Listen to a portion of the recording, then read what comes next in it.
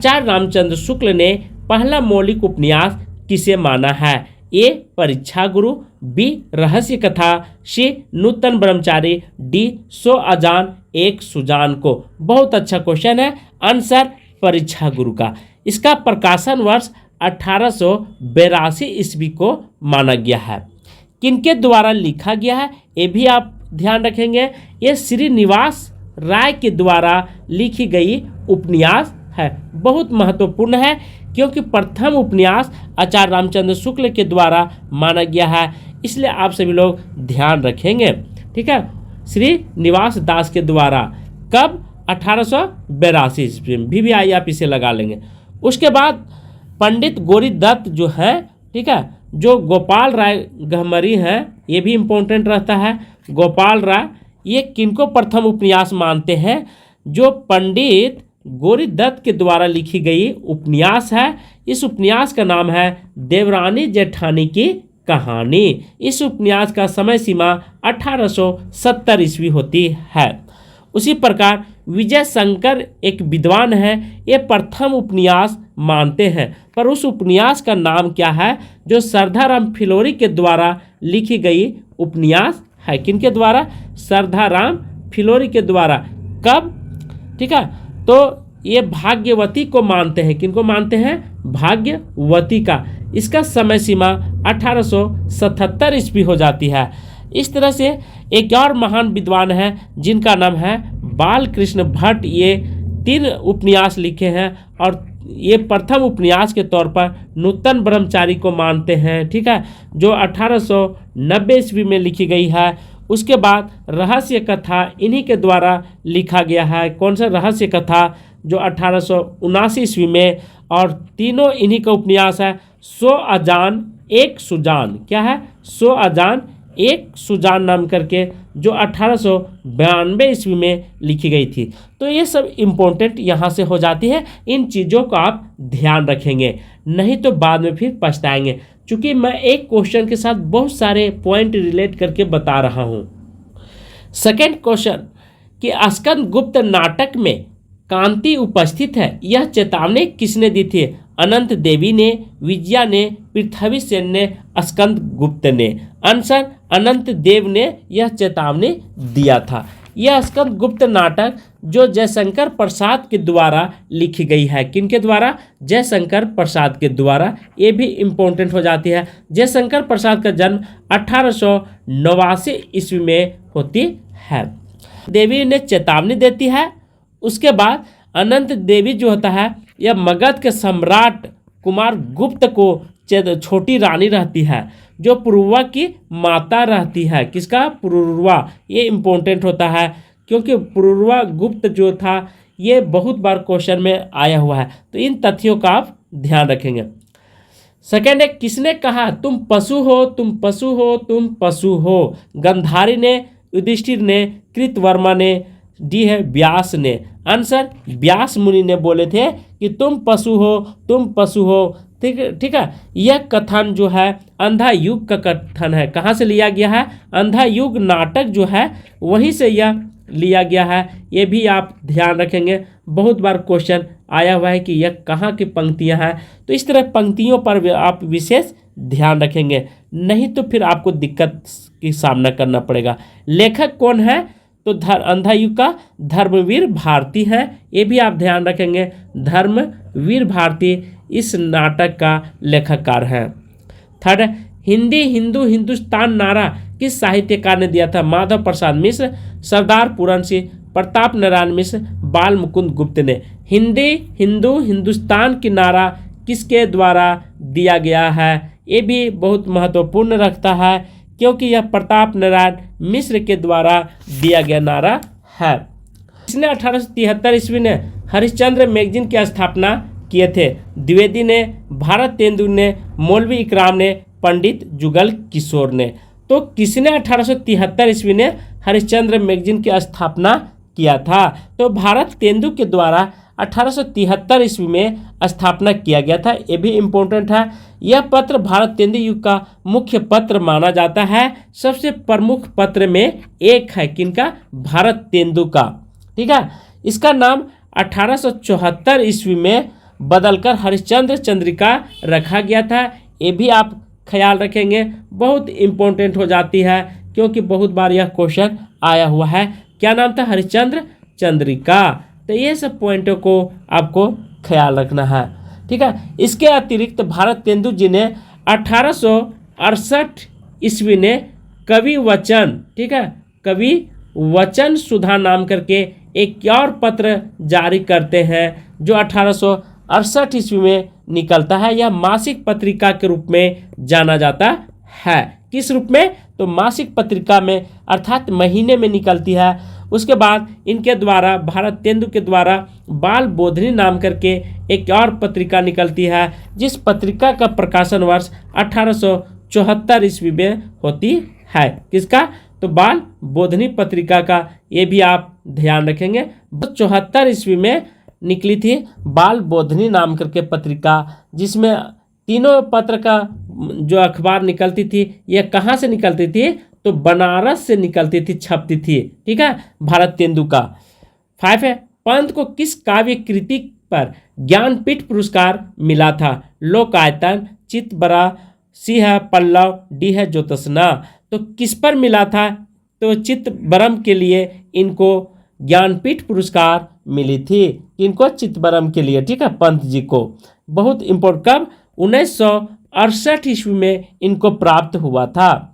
ज्ञानपीठ पुरस्कार प्राप्त पंत जी छायावादी कवि हैं। ये सभी लोग जानते हैं, नहीं जानते हैं तो आप नोट कर लेंगे कि ये छायावादी कवि के रूप में जाने जाते हैं।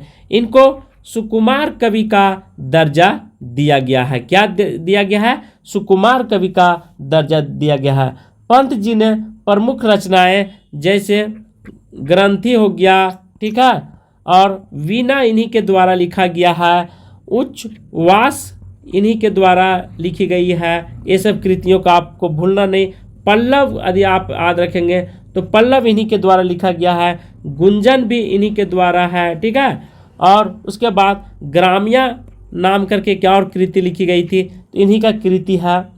युगवाणी, ये सब कृति बहुत सारे इन्होंने रचना किए हैं। लास्ट में एक है स्वर्ण, ठीक है, स्वर्ण किरण इन्हीं के द्वारा लिखी गई है। और मधुवन भी, ठीक है। तो ये सब पंत जी का निबंध है। तो इनके लिए, इनको जो चिदंबरम के लिए ज्ञानपीठ पुरस्कार प्राप्त हुआ था। और पंत जी का और है कला और बुढ़ा चांद, लोक आयतन, ये सब पंत का ही कृति है, निबंध है, ठीक है। तो इन चीज़ों का आपको भूलना नहीं है। 6 है, सर्वेश्वर दयाल सक्सेना की नाटक कृति का नाम है तिलचट्टा, शुतुरमुर्ग, अंधों का हाथी, बकरी। सर्वेश्वर दयाल सक्सेना का जो कृति है यह किन के द्वारा लिखी गई है, ठीक है, कौन सा कृति है? तो बकरी इन्हीं के द्वारा लिखा गया है, सर्वेश्वर दयाल सक्सेना के द्वारा। उसके बाद लड़ाई और अब गरीबी इन्हीं हटाओ इन्हीं के द्वारा लिखा गया है।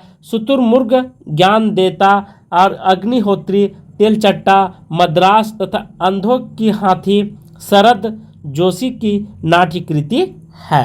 7 है, ठेठ हिंदी की ठाठ किस विधा की रचना है? तो ठेठ हिंदी की ठाठ किस विधि की रचना है या किस विधा की रचना? काव्य है, आलोचना है, नाटक है, उपन्यास है।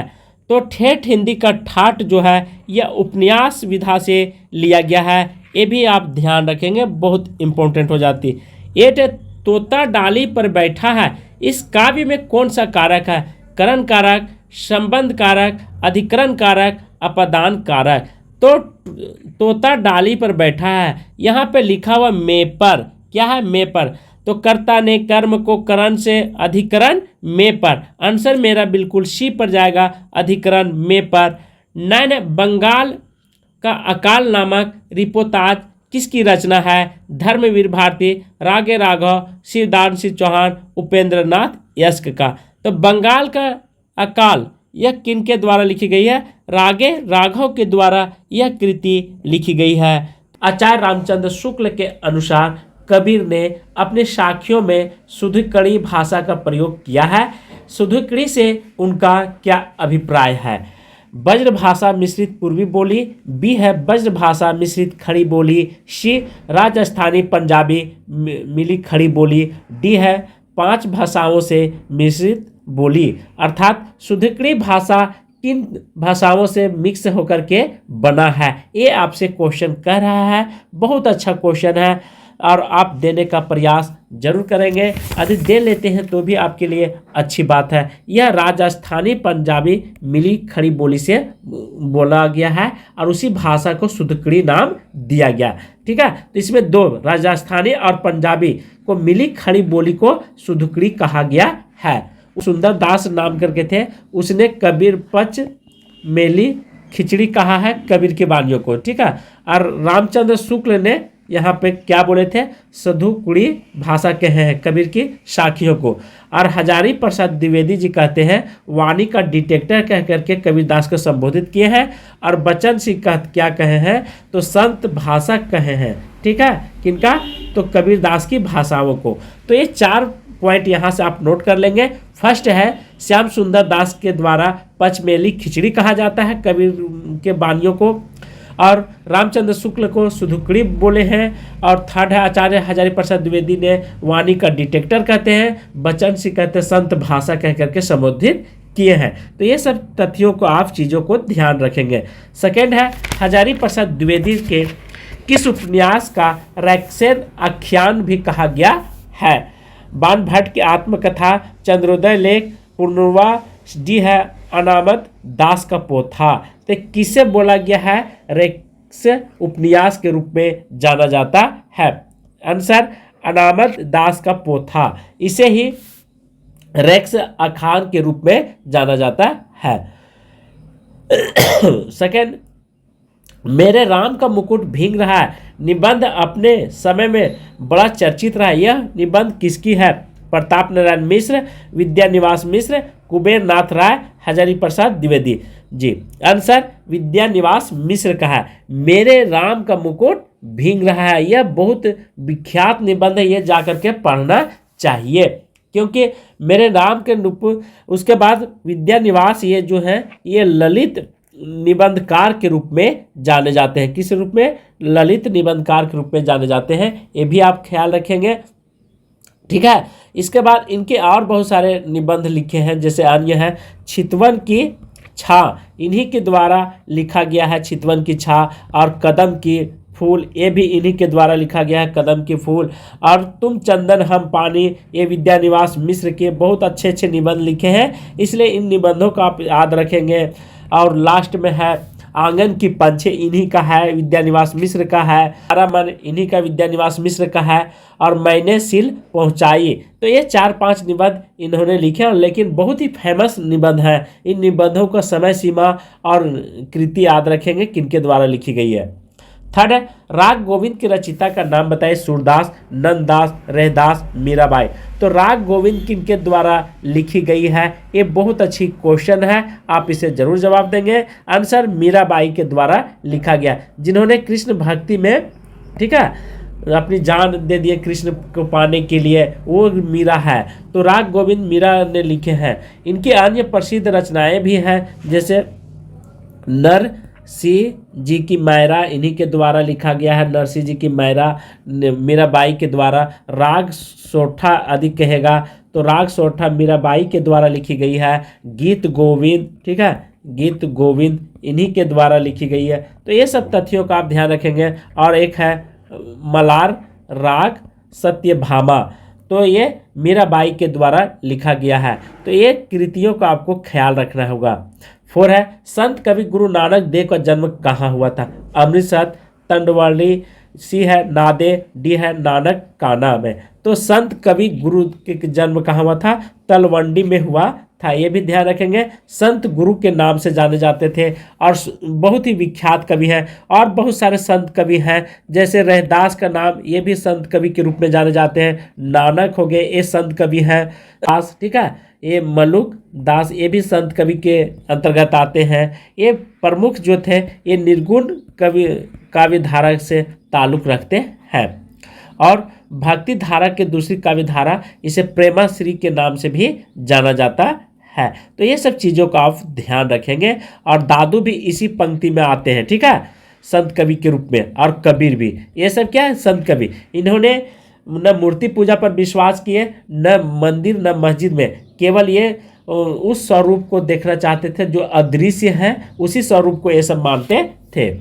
5 है, ज्ञान मार्गी शाखा के कवि को किस नाम से पुकारा जाता था? सिद्ध कवि, नाथ कवि, गुरु भक्त कवि है, और डी है संत कवि के रूप में। तो बहुत अच्छा क्वेश्चन है, आप इसे जरूर जवाब देंगे। क्वेश्चन कहता है ज्ञान मार्गी शाखा को किस नाम से जाना जाता है? तो ज्ञान मार्गी शाखा के कवि को किस नाम से जाने जाते हैं? आंसर संत कवि के रूप में जाने जाते हैं। 7 है, अंगद पेज की रचना किसने की है? नाभादास, धरणीदास, ईश्वरदास, मलुकदास। तो अंगद पेज किनकी रचना है? यह ईश्वरदास की रचना है। इनकी अन्य रचना है सत्यवर्ती, ठीक है, सत्यवर्ती कथा भी इन्हीं की रचना है, ईश्वरदास की, बहुत विख्यात है, इसलिए आप इसे ध्यान रखेंगे। 7 है, बेरवे नायिका भेद किसकी रचना? कृपाराम, रहीम, तुलसीदास, केशवदास। बेरवे नायिका किनका है? तो यह रहीम दास की है।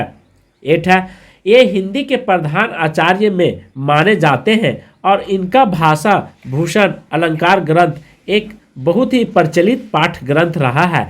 रामचंद्र शुक्ल के उपयुक्त बात किस रीतिकालीन कवि के विषय में कही गई है? मतीराम, देव, महाराज और पद्माकर। यह किनके विषय में कहा गया है? तो महाराज कवि के बारे में बोला गया है। आचार्य रामचंद्र शुक्ल की रीति कवि महाराज जीवन सिंह के विषय में कही गई है, ये भी आप ध्यान रखेंगे। जीवन सिंह के बात में, मतलब जीवन सिंह के विषय में इनका पूरा नाम था, महाराज का पूरा नाम था जसवंत सिंह नाम था, ठीक है। तो महाराज जसवंत सिंह के विषय में कहा गया है। और ये कहाँ के थे? तो मरवाड़ा के रहने वाले नरेश के, ठीक है, गजराज सिंह के द्वितीय पुत्र थे। कौन थे? गजराज सिंह के द्वितीय पुत्र थे, जो भाषा भूषण ग्रंथ अलंकारों का पाठ ग्रंथ लिखे थे। तो ये सब चीज़ आप ध्यान रखेंगे। दरिदा लेखन को किसका स्रोत मानते हैं? दर्शन का, ज्ञान का, भावों का, तमाम सांस्कृतिक कर्म का। आंसर तमाम सांस्कृतिक कर्म का दरिदा लेखन यहाँ पे मानते हैं। दरिदा एक महान दार्शनिक के रूप में जाने जाते हैं, जिन्होंने यूरोप में इनका गहन प्रभाव था। और दरिदा अत्यधिक पूर्ण निर्माण के प्रतिपादन पर जोर दिए थे। और उन्होंने एक और सिद्धांत दिए थे, विवेचना का सिद्धांत इन्हीं के द्वारा दिया गया था। ये कहाँ के रहने वाले थे? तो ये फ्रांस के रहने वाले थे, इसीलिए इनका नाम फ्रांसीसी भी दिया गया है। तो ये सब पॉइंट को आप नोट कर लेंगे। और इन्होंने लेखन में सांस्कृतिक कर्म का स्रोत को महत्व ज़्यादा दिए थे। सेकेंड क्वेश्चन, मैं तो गिरधर के घर जाऊं, गिरधर म्यारो सांचे प्रीतम दे, रूप लुभाऊं। इस पद में कौन सा काव्य है? मधुर काव्य है, ओज गुण है, प्रसाद गुण है, या इनमें से कोई नहीं? बहुत अच्छा, ये मधुर्य गुण इनमें छिपा हुआ है। मधुर्य गुण कहाँ कहाँ पे पाए जाते हैं? आप इसे ध्यान रखेंगे चीज़ों को। मधुर्य गुण का संचार होता है जहाँ पे हमारे कानों को सुनने में अच्छा लगता हो, मधुर लगता है, वहाँ पे मधुर गुण का वास होता है, वहाँ पे मधुर गुण रहता है। उसके बाद श्रृंगार रस में मधुर गुण का ही रहता समावेश होती है। और करुण रस में भी मधुर गुण होती है। ये सब पॉइंट को नोट कर लेंगे। जहाँ पे कर्ण प्रिय कोई भी कविता लगे सुनने में, वहाँ पे मधुर्य पूर्ण होती है, ठीक है। और आर्द्रता हो, वहाँ पर भी मधुर्य गुण होगा। चिंतन की द्रव्यशीलता हो और प्रसन्नता कारक हो, वहाँ पर भी द्रव्य मधुर्य गुण छिपी हुई रहती है। और ये सब तत्वों को आपको भूलना नहीं है। मधुर गुण से युक्त बहुत सारी कविताएं लिखे गए हैं, श्रृंगार के रूप में, शांत रस के रूप में, करुण रस के रूप में। तो ऐसे बिहारी हो, रस खान हो, इन सभी कविताओं में मधुर गुण पाए जाते हैं। थर्ड है, अरस्तु के अनुकरण सिद्धांत का अनुकरण का आशय क्या है? प्राकृतिक नकल, पुनः पूर्जन, सी है नकल, डी है वस्तु परक। पूछ रहा अरस्तु भी एक महान दार्शनिक के रूप में जाने जाते हैं। इनके बारे में आपसे चर्चा कर रहा है। अरस्तु कौन था, क्या करता था? बहुत अच्छा क्वेश्चन है। अरस्तु पुनः पूर्जन के बारे में जोर दिया था। बहुत अच्छा क्वेश्चन, इसलिए आप सभी लोग इसे जरूर याद रखेंगे। हो रहा है। क्रोचो के अभिव्यंजना के 4 स्तंभों में कौन सा स्तर असंगत है? असंगत के बारे में विचार, अंत संस्करण, अभिव्यंजना, अनुनासिक आनंद। तो यहाँ पे पूछ रहा है अंत संस्करण के बारे में, अर्थात कौन सा असंगत है जो कि सही के नहीं है। आंसर विचार। विचार जो है यह संगत के रूप में है। क्रोचो ने बहुत सारे दिए थे, अभिव्यंजना के 4 स्तंभ इन्होंने बताए थे। कौन कौन 4 स्तंभ बताए थे? अंत संस्करण है, अभिव्यंजना है, अनुनासिक है और आनंद इन्हीं के द्वारा दिया गया है। लास्ट में अभिव्यक्ति क्रोचे के द्वारा अभिव्यंजना के 4 स्तंभ बताए हैं। चारों स्तंभ को आप लिख लेंगे तो अच्छी बात होगा और मेरी आवाज़ को आप नोट कर लेंगे, क्योंकि रोक रोक कर एक बार नहीं 2 बार जरूर पढ़ लीजिएगा। 5 है, पाली भाषा का सर्वप्रथम व्याकरण है कचानन, पतंजलि, पाणिनि, हेमचंद्र। देखिए ये भी व्याकरण है, ठीक है, पतंजलि भी व्याकरण है, पाणिनि भी है और हेमचंद्र, लेकिन यहाँ पे एक शब्द जोड़ दिया है, पाली भाषा का जिक्र किया है। तो पाली भाषा का सर्वप्रथम व्याकरण कचानन है, यह इंपॉर्टेंट हो जाती है। बाकी सारे है, पाणिनि भी एक व्याकरण है, ग्रंथ है, ऐसा नहीं है कि नहीं है सभी है, लेकिन शब्द को पकड़ने का कोशिश कीजिए आंसर क्वेश्चन को, ठीक है। बिना क्वेश्चन पढ़े हुए आप आंसर डायरेक्ट नहीं दीजिएगा। 6 है, हिंदी को संघ की राजभाषा बनाने का जो प्रस्ताव संसद में पारित हुआ उसको प्रस्तावक कौन थे? मतलब वहाँ पे राजभाषा को पूरे भारत में फैलाने का, पूरे भारत में मान्यता प्राप्त करने के संवैधानिक रूप से वे किनका नाम सबसे ऊपर आता है? पंडित जवाहरलाल नेहरू, पुरुषोत्तम दास टंडन, राजगोपालचारी, गोपाल स्वामी अयंकर। आंसर डी, गोपाल स्वामी अयंकर का। हिंदी संघ की भाषा, संघ मतलब होता है राज्य, क्या होता है? संघ मतलब होता है राज्य। अनुच्छेद 1 में ही संघ के बारे में दिया गया है। तो यहाँ राजभाषा की बात कर रहा है, और एक होता है राष्ट्रभाषा। राज्य भाषा मतलब होता है ऑफिशियल लैंग्वेज। राष्ट्रभाषा अभी भी हिंदी जो है से वह लड़ रही है पूरे भारत में राजभाषा के लिए, अपने स्थान बनाने के लिए, लेकिन फिर भी राष्ट्रभाषा का दर्जा नहीं मिला। इसके पीछे बहुत सारे राजनेता लोग अपने स्वार्थ सिद्ध करना चाहते हैं, जिस कारण से हमारे देश का विकास रुक जाती है, ठीक है। तो इनका महत्व बहुत अच्छा रहा है स्वामी अयंकर का। ऐसा नहीं कि राजगोपालचारी का भूमिका नहीं रहा है, इनका भी रहा, पुरुषोत्तम दास टंडन का भी रहा और पंडित जवाहरलाल नेहरू का भी रहा है, ठीक है, हिंदी का संघ भाषा बनाने में। तो इन सभी विद्वानों का रहा है, लेकिन सबसे पहले, ठीक है, गोपाल स्वामी अयंकर का नाम ऊपर आता है, इसलिए आप इसे जरूर ध्यान रखेंगे। 7 है, प्राचीन का विलोम शब्द क्या है? नया, प्राइतिहासिक, पुराना, आवर्चीन। तो प्राचीन का विलोम क्या होता है? आवर्चीन होता है। यह व्याकरण से लिया हुआ क्वेश्चन है, क्योंकि आज हम मिक्स क्वेश्चन बताने जा रहा हूं, इसलिए आप सभी लोग ध्यान देंगे। 8 है, कौन से वर्ग में ओष्ठ वर्ण है? य र स, बी है च ल द, सी है प ब फ और डी है ट क श। Answer C. मेरा ये बिल्कुल ओष्ठ से उच्चारण होता है, प ब और फ का, इसलिए आप इसे ध्यान रखेंगे। ओष्ठ कहने का अर्थ है प्यारे साथियों कि आप खुद ही देख लीजिए, ठीक है, अपने भाषा में बोल करके देखिए, प फ। तो ओठ का जो निर्माण होता है इस ढंग से होता है, नीचे से और ऊपर से, इसीलिए कहा गया ओष्ठ वर्णन। बाकी य र ल इन लोगों के लिए जब हम बोलते हैं तो मुंह जो है वह खुला के खुला रह जाती है। 9 है, कबीर के बीजक पर रखी गई तिरजिया टीका किसकी है? ये अर्थात ये टीका है, टीका का मतलब होता है व्याख्या करना। पुरन दास का है, बी है जगजीवन दास का, सी भगवान दास का, डी प्लाटो साहब का। तो कबीर का बीजक किनका है? तो यह पूरन दास का है, ठीक है। तो पूरन दास का बहुत सारे लिखे हैं और बहुत सारे कृतियां हैं, तो ये सब ध्यान रखेंगे। बाकी महाराष्ट्र में भक्तों में किनका नाम सबसे ऊपर आता है? सूरदास, तुलसीदास, मीराबाई, नामदेव का। तो महाराष्ट्र में सबसे ऊपर नामदेव जी का आता है। बहुत इंपॉर्टेंट हो जाती है, क्योंकि सूरदास भी थे, तुलसीदास भी, मीराबाई, पर यहाँ पे पूछ रहा है महाराष्ट्र के क्षेत्र में, ठीक है, महाराष्ट्र से बिलोंग कौन करते थे जिनका। 11 खेत कुतुकम किसकी रचना है? रहीम का, रश खान का, कवि गंग कवि का, डी है दादू दयाल का। तो खेत कुतुलम किनकी रचना है? ये रहीम दास की है।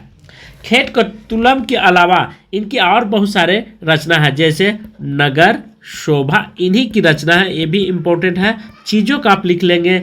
उसके बाद बेरवे रामायण के बारे में पूछेगा तो बेरवे रामायण इन्हीं के द्वारा लिखी गई है, बेरवे रामायण भेद, ठीक है। उसके बाद रहीम दोहावली इनका ही रचना है, किनका, तो रहीम दास का दोहावली। और दूसरी बात है सतसई इन्हीं के द्वारा यह कृति लिखी गई है। और एक है सिंगार सोठा, ठीक है। तो ये सब चीज़ों का आप ध्यान रखेंगे। अध्याय इन्हीं के द्वारा एक लास्ट में है रच पंचा अध्याय। तो ये सब कृतियों को आपको भूलना नहीं है, यदि आप भूलते हैं तो फिर जीवन में आपको बहुत पछताना पड़ेगा। 12 है रोजतुल हकायक की रचिता कौन है, शेख नबी, कासिम शाह, नूर मोहम्मद, उस्मान। तो रोजतुल की रचना के बारे में यहाँ पे चर्चा कर रहा है नूर मोहम्मद है। कौन है, नूर मोहम्मद। नूर मोहम्मद के द्वारा बहुत सारे कृतियाँ लिखी गई है। चंद्रावती जो है यह 1744 ईस्वी में नूर मोहम्मद के द्वारा लिखा गया था। अनुराग बावश्री ये भी कृति इन्हीं के द्वारा लिखी गई है, ये भी ध्यान रखेंगे, 1764 ईस्वी में नूर मोहम्मद के द्वारा। और एक है चित्रावली, चित्रावली जो है इन्हीं के द्वारा 1613 ईस्वी में, जो ये उस्मान के द्वारा लिखी गई थी ये कृतियाँ। तो ये सब आपको ध्यान रखेंगे उस्मान के द्वारा। और एक लास्ट में है ज्ञानदीप। ज्ञानदीप जो कृति है, ठीक है, यह कृति 1619 ईस्वी में लिखी जाती है और शेख नबी के द्वारा, किनके द्वारा, शेख नबी के द्वारा यह कृति लिखी जाती है। और लास्ट में है हंस ज्वारी। हंस ज्वारी की रचिता 1731 ईस्वी में होती है और किनके द्वारा लिखी गई है, तो कासिम शाह के द्वारा लिखी गई है, कासिम शाह। तो ये सब तथ्यों को आप नोट कर लेंगे तो अच्छी बात होगा। 13 है सुरसागर का सबसे मर्मस्पर्शी और वाग्देयपूर्ण अंश है संयोग श्रृंगार वर्णन, बी है बाल वर्णन, सी है प्राकृतिक वर्णन, डी है भ्रमर गीत। आंसर भ्रमर गीत जो है सबसे सुरसागर में मर्म है, बहुत ही अच्छा आपको लगेगी पढ़ने में। जा करके सुरसागर पढ़ें जरूर और अध्ययन करें कि सुरसागर के बारे में क्या लिखा गया, आखिर इतना इस क्वेश्चन को इतने फोकस क्यों किया गया है भ्रमर गीत पर, ये भी आपको ध्यान रखना होगा। इनकी व्याख्याता हजारी प्रसाद द्विवेदी ने लिखा है सूरदास के बारे में, ठीक है, कि ब्रज भाषा का प्रथम कवि कौन है, तो सूरसागर सूरदास को मानते हैं, ठीक है। कौन, हजारी प्रसाद द्विवेदी जी, ये भी इम्पोर्टेंट हो जाती है। प्रथम कवि लीला गान का महान सूरसागर का उपाध्याय भागवत पुराण का 10वें स्कंद में है। हिंदी साहित्य में भ्रमर गीत काव्य परंपरा का प्रवर्तक कौन है, सूरदास है। तो ये सब तथ्यों को आपको भूलना नहीं है। 14 इश्कनामा किसका काव्य, बोधा, घनानंद, भूषण, केशवदास। तो यह घनानंद की रचना है। उसके बाद बोधा के द्वारा और बहुत सारे लिखा गया था। भूषण के द्वारा यदि पूछेगा तो ये सब रीति काल के कवि हैं। किस काल के, रीति काल के। तो भूषण के द्वारा छत्र साल लिखा गया है, ठीक है, ये भी छात्र साल दशक इन्हीं के द्वारा लिखी गई है। और केशव दास इन्हीं के द्वारा ये भी कृति लिखी गई है, पर इनका जो है से रसिक प्रिय, ठीक है, ये इम्पोर्टेंट हो जाती है, रसिक प्रिय इन्हीं के द्वारा लिखी गई है। तो ये सब 3-4 कृतियों का आपको भूलना नहीं है। 15 हिंदी साहित्य इतिहास का 1850 से 1900 ईस्वी के काल को किस नाम से अभिहित करते हैं, द्विवेदी युग, भारतेंद्र युग, शुक्ल युग, छायावादी युग। 1850 से 1900 ईस्वी के काल के बारे में चर्चा किया है। तो यह सिंपल सी बात समझ लीजिए कि 1850 में तो भारत तेंदु का जन्म हुआ था, इसलिए यह भारत तेंदु युग कहलाता है। इसके बाद द्विवेदी युग का समय सीमा यदि आपसे पूछेगा प्यारे साथियों, तो 1900 ईस्वी से 1918 ईस्वी द्विवेदी युग चलता है, और शुक्ल युग जो है और छायावादी युग 1918 से 1936 ईस्वी तक चलती है। इस तरह से हमने पूरे विस्तार से बता दिया हूँ, इसलिए आप इसे नोट कर लेंगे। 16 बालकृष्ण शर्मा नवीन का सर्वप्रथम प्रकाशित काव्य संग्रह है, रसीम रेखा, उर्मिला, क्वासी या कुमकुम। तो बाल कृष्ण का सबसे इम्पोर्टेंट है कुमकुम। ठीक है, ये ध्यान रखेंगे, मोस्ट इम्पोर्टेंट हो जाती है, कुमकुम के बारे में आपको ध्यान रखना होगा। 17 है मेरी भव बाधा हरो। यह कविता और लंबी है लेकिन आपको यहाँ पे थोड़ा सा दिया गया है पकड़ने के लिए, तो इस पंक्ति को मैं पूरा कर देता हूँ। मेरी भव बाधा हरो राधा नागर सोई, जा तन की झाई परे श्याम हरित दुत होई। कहने का अर्थ है कि मेरी भव बाधा अर्थात मेरी संसार की बाधा को दूर करो। ये प्रभु श्री राम से, कृष्ण से मांग रहे। राधा जी बोलते हैं राधा नागर सोई होई, मतलब वह राधा, मतलब राधा मतलब नागर मतलब होता है यहाँ पे सुंदर, और नगर वधु मतलब होता है जैसी शोभा वाली। ठीक है, तो ही मेरी सहायता करे। जा तन की झाई पड़े, मतलब जिसके शरीर पर छाया अर्थात छवि पड़े। श्याम हरिदूत होई, तो श्याम मतलब कृष्ण जी कैसे थे, छाया के जैसे थे, श्याम वर्ण के थे, तो इसीलिए राधा कहती है राधा के प्रेम में रंगा हुआ हो। तो ये सब आप ध्यान रखेंगे। तो मैं फिर से बता देता हूँ, हे राधा रानी मेरी संसार की बधाएं हर लो। आप ही वह सुंदरी हैं जिनके तन की छाया मात्र से श्री कृष्ण का श्याम रंग भी हरित हो जाता है। अर्थात आप इतनी प्रभावशाली हैं कि स्वयं भगवान श्री कृष्ण भी आपके प्रेम में अपना रूप बदल लेते हैं। ऐसी महाशक्ति वाली राधा मेरी भी रक्षा करें। यह इसमें श्रृंगार रस छिपा हुआ, भक्ति और श्रृंगार रस का अद्भुत मेल है इस कविता में, तो ये सब ध्यान रखेंगे। और यह कविता जो है बिहारी के द्वारा लिखी गई है, 700 दोहों का संग्रह है। और कहाँ से उठाई गई कविता है, तो सतसई से यह पंक्ति ली गई है, ये भी इम्पोर्टेंट हो जाती है। श्रृंगार रस का बिजोड़ इसमें आपको देखने को मिलेगा, तो इन सभी तथ्यों का आपको ध्यान रखिएगा। 17 है 18 राम की शक्ति पूजा की रचना निराला जी ने कब की थी, 1936, 1937, 1938, 1935 में। राम की शक्ति पूजा 1936 ईस्वी में किए थे। दोस्तों राम की शक्ति पूजा में यह एक कविता है, ठीक है। इसमें भगवान श्री राम के बारे में चरित्र चित्रण और रावण के बारे में किया गया है, ये ध्यान रखेंगे। कुछ पंक्तियां आपको मैं बता देता हूं, इसी से रिलेटेड है। हे महाशक्ति दुर्गे माँ तुम्हें नमामि, विजय के लिए वरण किया राम ने, शक्ति का किया अर्चन, किया पूजन, किया हवन। हाय एक फूल कम पड़ गया, एक दोष रह गया, राम का मन कांप उठा, क्या इसी में विजय रुकेगी। तो ये पंक्ति का अर्थात राम रावण के युद्ध करने से पहले देवी दुर्गा की पूजा करते हैं। उन्होंने 108 नील कमल चढ़ाने का संकल्प लिया, लेकिन एक कमल जो है वह शेष रह जाती है। वे सोचते हैं मुझे तो कमल नयन कहाँ गया है और क्या अपना नेत्र चढ़ा दो। जैसे ही वे अपना नेत्र चढ़ाने की तैयारी करते हैं तो देवी प्रकट होती है, माँ देवी, और देवी उनकी भक्ति और साहस में प्रसन्न हो जाते हैं और उन्हें आशीर्वाद देती हैं विजय भवा का। तो इस तरह से राम की शक्ति पूजा कविता निराला के द्वारा लिखी गई है, बहुत अच्छी कविता है, आप उसे जाकर के जरूर पढ़ेंगे। अजातशत्रु नाटक प्रकाशित कब हुआ था, 1922 ईस्वी, 1926, 1930, 1931 में। तो अजातशत्रु जो नाटक यह लिखी गई है 1922 ईस्वी में कृति लिखी गई है। यहाँ पे ये कृति किनके द्वारा यह नाटक लिखा गया, तो जयशंकर प्रसाद के द्वारा। इनका जन्म 1889 ईस्वी में, लेकिन जयशंकर प्रसाद के द्वारा लिखी गई नाटक आप मंचाधीन नहीं कर सकते हैं, मंच पर नाटक नहीं खेल सकते हैं। इनकी नाटक में बहुत बड़ी खामी पाई गई है। इनके द्वारा सज्जन नाम करके एक नाटक लिखी गई थी। इनका समय सीमा 1910 ईस्वी हो जाती है।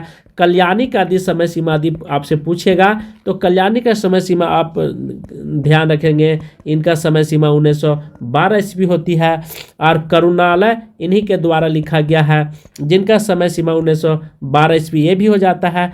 प्रायश्चित इन्हीं के द्वारा लिखा गया है, ये भी इम्पोर्टेंट है, और समय सीमा 1913 ईस्वी। और राजश्री इन्हीं के द्वारा लिखी गई है, जो राजाओं के बारे में। इनका नाटक 1915 ईस्वी। एक और रहता है नज्ञ अज्ञ, 1926 ईस्वी में लिखी गई अंतिम नाटक होती है। तो इस तरह से जयशंकर प्रसाद ने नाटक लिख करके एक गद्य विधा का बहुत ही महत्व दिए हैं, मतलब ऊंचाइयों तक पहुंचाने का काम किए हैं। 20 अछनन या मधुमेह देश हमारा, यह पंक्ति कहाँ से लिया गया? ध्रुव स्वामी, स्कंदगुप्त, चंद्रगुप्त, अजातशत्रु।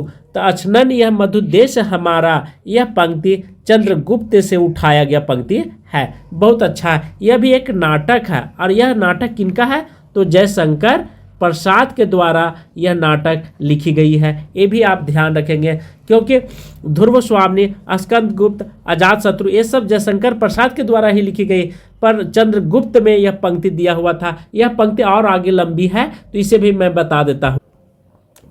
21 है, अमरकांत प्रेम के किस उपन्यास का पात्र था? एक अमरकांत करके एक पात्र था, किसमें था? रंगभूमि में, कर्मभूमि में, गबन में, सेवा सदन में। तो अमरकांत नाम का जो व्यक्ति था वह किसमें पाठ किया था, किस जगह पे था? यह कर्मभूमि में था। ठीक है, अमरकांत, ये इंपॉर्टेंट हो जाती है। और बहुत सारे रंगभूमि के पात्र भी मैं बता देता हूँ। जैसे सेवा सदन की यदि बात करेगा तो सेवा सदन में बहुत सारे हैं, जैसे सुमन हैं, ठीक है, इन्हीं के हैं, और गजाधर इन्हीं में थे, और कृष्ण चंद, शांता, ये सब सेवा सदन के पात्र थे। और गबन के बात करेगा तो आप याद रखेंगे जलपा, ठीक है। उसके बाद रामनाथ, इन्हीं के पात्र माने जाते हैं। रतन, इन्हीं ने पाठ, ये सब तीनों पात्र हैं। और एक लास्ट में है जोहरा, तो ये गबन के पात्र हैं।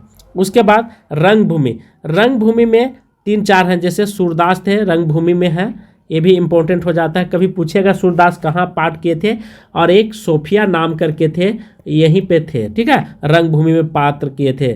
और एक भरत सिंह, ये सब पाठ किए थे। तो ये सब पात्र का नाम ध्यान रखेंगे। और एक महेंद्र नाम करके थे, वो रंगभूमि में थे। तो इन पात्रों के नाम भी आप याद रखेंगे। 22 नई कहानी पुस्तक के लेखक कौन है? देवी शंकर अवस्थी, राजेंद्र जाधव, नामवर सिंह, अज्ञ। तो नई कहानी पुस्तक के लेखक के बारे में आपसे चर्चा कर रहा है।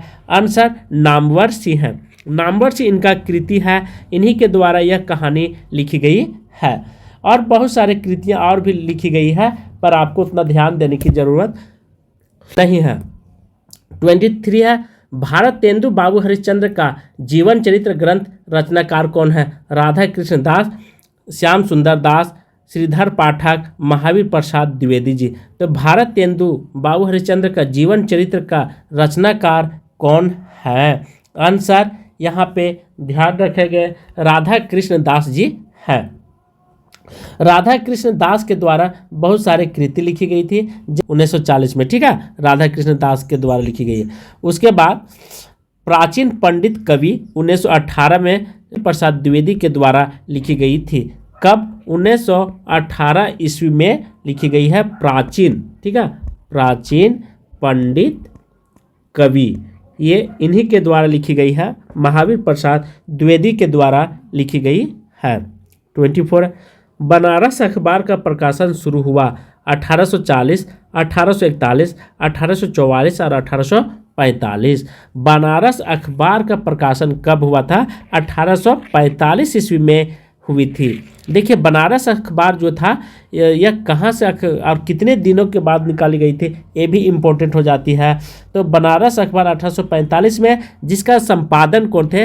राजा शिव प्रसाद सितारे हिंद के द्वारा यह निकाली गई पत्रिका थी। और उदंड मार्तंड यदि आपसे पूछेगा उदंड मार्तंड का समय सीमा, तो आप लगाएंगे 30 मई, ठीक है, 1826 ईस्वी को। इसीलिए 30 मई को यह कलकत्ता से निकलती थी, और यह 30 मई को पूरे भारत में पत्रकारिता दिवस के रूप में मनाया जाता है। इनका संपादन कौन किए थे? तो जुगल किशोर जी किए थे, ये भी इम्पोर्टेंट हो जाती है।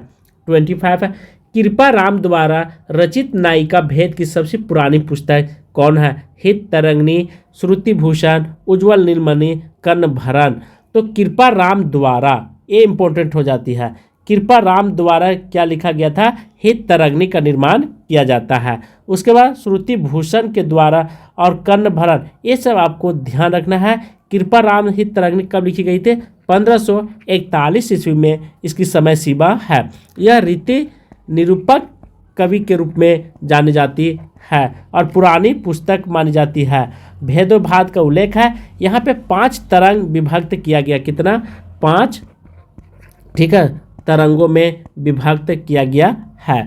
और विभक्त के साथ साथ यह रचित सतसई काव्य परंपरा का प्रथम ग्रंथ है। उज्ज्वल नीलमणि और रूप गोस्वामी, कर्णभरण, गोविंद इन्हीं के द्वारा लिखी गई है। नेक्स्ट क्वेश्चन है, भक्ति आंदोलन को ईसाईयत की देन किसने माना है?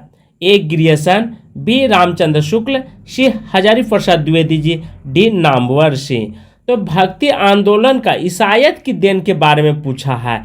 आंसर, ग्रियर्सन महोदय ने ईसाईयत की देन कहते हुए यह संबोधित किए हैं। सेकंड है, भक्ति काव्य की भारतीय चिंतन धारा का स्वाभाविक विकास किसने माना है? नंबर सी हजारी प्रसाद द्विवेदी, वचन सिंह, डॉक्टर राम कुमार वर्मा। फिर से सुन लीजिए क्वेश्चन, भक्ति काव्य की भारतीय चिंता धारा का स्वाभाविक विकास किसने माना है? आंसर, हजारी प्रसाद द्विवेदी लगाएंगे। पराजय के बाद व्यक्ति अपनी आध्यात्मिक श्रेष्ठता प्रदर्शित करना चाहता है।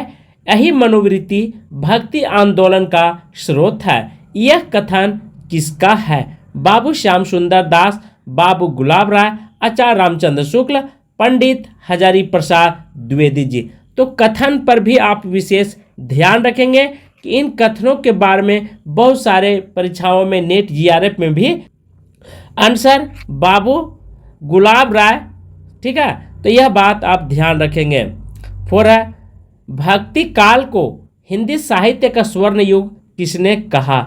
जॉर्ज ग्रियर्सन, बाबू गुलाब राय, डॉक्टर श्याम सुंदर दास, डॉक्टर आचार्य रामचंद्र शुक्ल। पूछ रहा भक्ति काल को हिंदी साहित्य का स्वर्ण युग, समझ गए, हिंदी साहित्य का स्वर्ण युग, ये नहीं कि भक्ति काल को किसने स्वर्ण युग कहा है। यहाँ पे 2 क्वेश्चन बनते हैं और दोनों कंफ्यूजन वाले हैं, इसलिए क्वेश्चन को बारीकी तरीके से पढ़िए। भक्ति काल को पूछा है, उसके बाद जोड़ दिया हिंदी साहित्य का स्वर्ण युग किसने कहा है?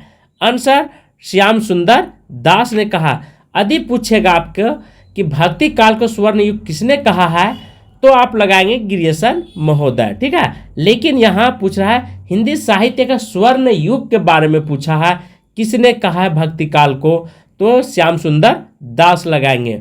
5 है, हिंदी साहित्य के इतिहास में नामकरण की दृष्टि से कौन सा काल सबसे विवादास्पद रहा है? आदिकाल, रीतिकाल, आधुनिक काल, भक्ति काल। पूछ रहा है कि विवादों के घेरे में कौन सा घिरा रहा, तो वह था भक्ति काल।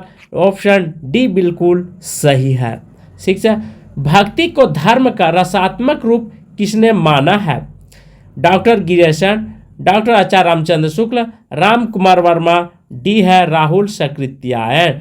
तो भक्ति को धर्म का रसात्मक युग किसने माना? आचार्य रामचंद्र शुक्ल ने कहे हैं।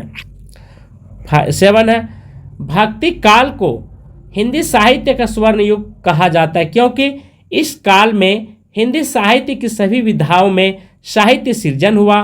भी इस काल की रचनाएं अत्यंत लोकप्रिय एवं उत्कृष्ट हैं। सी है, इस काल में सर्वाधिक साहित्य रचना किया गया। डी है, इस काल में हिंदी को राजभाषा के पद पर प्रतिष्ठित होने का अवसर मिला है। क्वेश्चन दोबारा सुन लीजिए, भक्ति काल को हिंदी साहित्य का स्वर्ण युग क्यों कहा गया है? आंसर सीधा, इस काल की रचनाएं क्या था? अत्यंत लोकप्रिय रहा था, इसीलिए भक्ति काल को स्वर्ण युग का संज्ञा दिया गया है। 8 है, भक्ति आंदोलन को इस्लामिक आक्रमण से पराजित हिंदू जनता की असहाय एवं मनोस्थिति से किसने जोड़ा? महापंडित राहुल सकृत्यायन, बी हजारी प्रसाद द्विवेदी, सी है आचार्य रामचंद्र शुक्ल, डी आचार्य नंदुलारे वाजपेयी। क्वेश्चन कहता है भक्ति आंदोलन को इस्लामिक आक्रमण से पराजित हिंदू जनता की असहाय मनोवृत्ति को किसने जोड़ दिया है? असहाय मनोवृत्ति शब्द जो जुड़ी हुई है यह किन के द्वारा जोड़ी गई है? आंसर आचार्य रामचंद्र शुक्ल का कथन है। VVI आप इसे लगा लेंगे। 9 है, भक्ति द्रविड़ उपजे लाया रामानंद किसने कहा है? यह पंक्ति किसकी? रामानंद की, तुलसी की, सूरदास की, कबीर की। भक्ति द्रविड़ उपजे लाया रामानंद। बहुत अच्छा क्वेश्चन है, आंसर कबीर की है। 10 है, रामानुजाचार्य के गुरु कौन थे? कांची पूर्ण, शंकराचार्य, अंडाल, रामानंद। तो रामानुजाचार्य के गुरु कौन थे? कांची पूर्ण थे। ये इंपॉर्टेंट हो जाती है। 11 है, किसके भक्त पर गीतों का संकलन अभंग के नाम से जाना जाता? नामदेव, सहजोबाई, कबीर, दादू दयाल। बहुत अच्छा क्वेश्चन है, आंसर देंगे नामदेव होगा। नामदेव गीतों को अभंग के नाम से जाना जाता है। 12 है, हिंदी भक्ति काव्य का शुभारंभ किसकी रचनाओं से माना जाता है? कबीर, नामदेव, सूरदास, तुलसीदास। दोबारा पढ़ लीजिए कि शुभारंभ के बारे में यहाँ पे क्वेश्चन बता रहा है कि किनके साहित्य से, किनकी काव्य से भक्ति का शुभारंभ माना गया है। आंसर नामदेव, क्योंकि नामदेव सबसे बड़े थे, कबीर से भी बड़े थे, सूरदास, तुलसीदास से। 13 है, दिव्य प्रबंधक काव्य संकलन किनका? एकनाथ मुनि का, तुकाराम का, अलवर भक्तों का, नामदेव का। आंसर अलवर भक्तों का है। 14 है, अलवर का शाब्दिक अर्थ है शूद्र, मूर्ति पूजक, रूढ़िवादी, मग्न होना। तो अलवर का शाब्दिक अर्थ होता है प्यारे दोस्तों मग्न होना। 15 है, निर्गुण एवं सगुण दोनों प्रकार की भक्ति का मुख्य लक्षण है। भगवत विषयक रीति एवं नियतता। बी है अष्टयाम साधना और कीर्तन। सी है श्रम और इनाम का महत्व।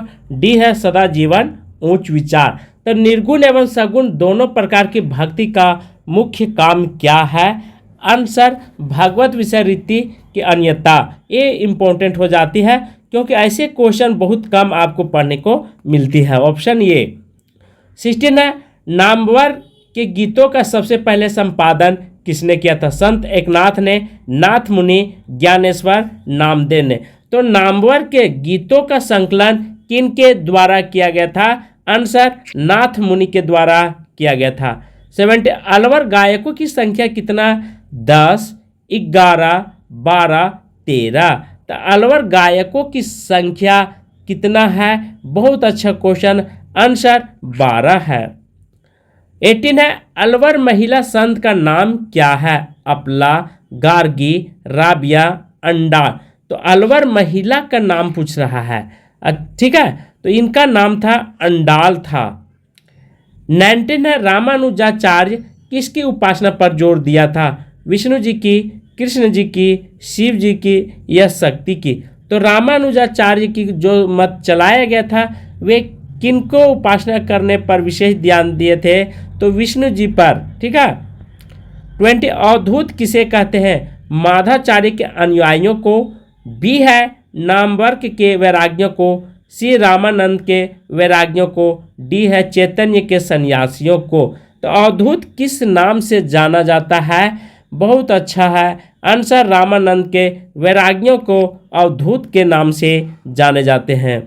21 रामानंदाचार्य 21 रामानंद नारायण और लक्ष्मी का स्थान पर किसकी उपासना पर जोर दिए थे? राधा कृष्ण का, शिव पार्वती का, सीताराम का, ये सभी। अर्थात रामानंद नारायण के स्थान पर और लक्ष्मी का स्थान पर किन्हें उपासना करने पर विशेष जोर दिए थे?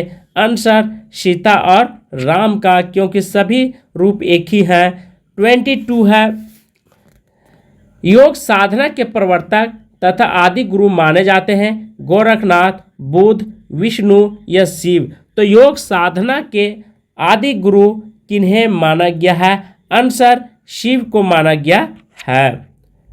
23 संत मत का महत्व इसलिए है क्योंकि वे मानते थे भक्त जन्म मरण से मुक्त होते थे। बी ईश्वर को मिलने वाला गुरु।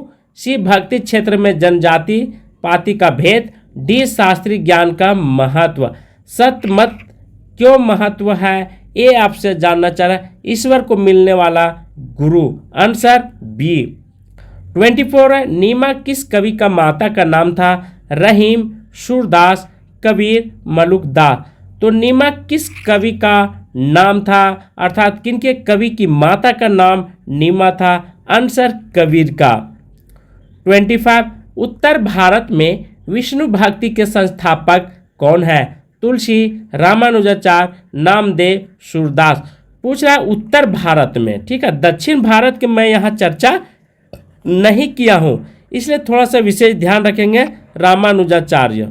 26 निर्गुण भक्ति का आदि स्रोत है? मुंडो उपनिषद, बी है प्रश्न उपनिषद, सी है कंठ उपनिषद, डी है श्वेतांबर उपनिषद। तो निर्गुण भक्ति का आदि स्रोत किन्हें माना गया है? श्वेतांबर उपनिषद में माना गया है। 27 है अस्मात् संप्रदाय के संस्थापक कौन है? शंकराचार्य, रामानुजाचार्य, नामदेव, विष्णु स्वामी। अस्मात् संप्रदाय के स्थापक कौन है? आंसर शंकराचार्य जी है। 20 निम्नलिखित को सुम्मिलित कीजिए। यहाँ पे दिया हुआ है शास्ता पूजक संप्रदाय, सहज संप्रदाय, पंचसखा संप्रदाय, वारकरी संप्रदाय। दूसरे तरफ कहाँ से किस स्थान से स्टार्टिंग हुई थी वो दिया हुआ बंगाल, उड़ीसा, महाराष्ट्र, केरल और कर्नाटक। तो इन पंथों की शुरुआत, इन मतों की शुरुआत किस जगह से हुई थी ये आपसे जानना चाह रहा है क्वेश्चन। बहुत अच्छा क्वेश्चन है। सस्ता पूजक संप्रदाय जो था यह केरल से स्टार्टिंग हुआ था, इसलिए इसको हम केरल पर लाएंगे, ठीक है। कहाँ पे? केरल से स्टार्टिंग हुआ था, पहला मिल गया। सेकेंड है सहजा संप्रदाय, यह बंगाल से हुआ था, इसलिए इसके सामने हम बंगाल लिख देता हूँ क्योंकि यहाँ पे ऐसे बंगाल से हो जाएगा, ठीक है। तो यह बात आप ध्यान रखेंगे, ये बंगाल से स्टार्टिंग हुआ था। और पंचसखा संप्रदाय जो आपसे पूछ रहा है यह उड़ीसा यहाँ पे है, तो 2 उड़ीसा में हो जाएगा। और डी है वारकरी संप्रदाय, यह महाराष्ट्र से बिलोंग करता था, वहाँ से यह स्टार्टिंग हुई थी।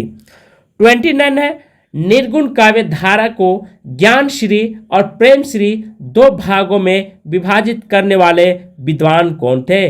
मिश्र बंधु, शिव श्री सिंगर, गुलाब राय, रामचंद्र शुक्ल। निर्गुण भक्ति को ज्ञान श्री और प्रेम श्री 2 शाखा में बांटा गया था। पहले सर्वप्रथम निर्गुण शाखा नाम दिया गया, फिर इसके 2 विभक्त किया गया, 2 रूपों में बांटा गया। एक को ज्ञान श्री संतों में रखा गया था लोगों को, दूसरा को प्रेम श्री में नाम दे करके इन मतों को प्रचार किया अर्थात रखा गया है, क्योंकि साहित्य को जगत में अध्ययन करने में आसानी होती थी। तो ये रखने वाले विद्वान थे, इस तरह की विभाजित करने वाले विद्वान का नाम था रामचंद्र शुक्ल जी थे। 39 के क्षेत्र में जो बाय है वो साहित्य के क्षेत्र में वही रहस्यवाद है। ये दोबारा सुन लीजिए, बहुत इंपॉर्टेंट क्वेश्चन है, बहुत अच्छी पंक्तियां हैं, इसलिए इन पंक्तियों के बारे में आपको विशेष ध्यान रखने की जरूरत है। यह पंक्ति आचार्य रामचंद्र शुक्ल का हो जाता है।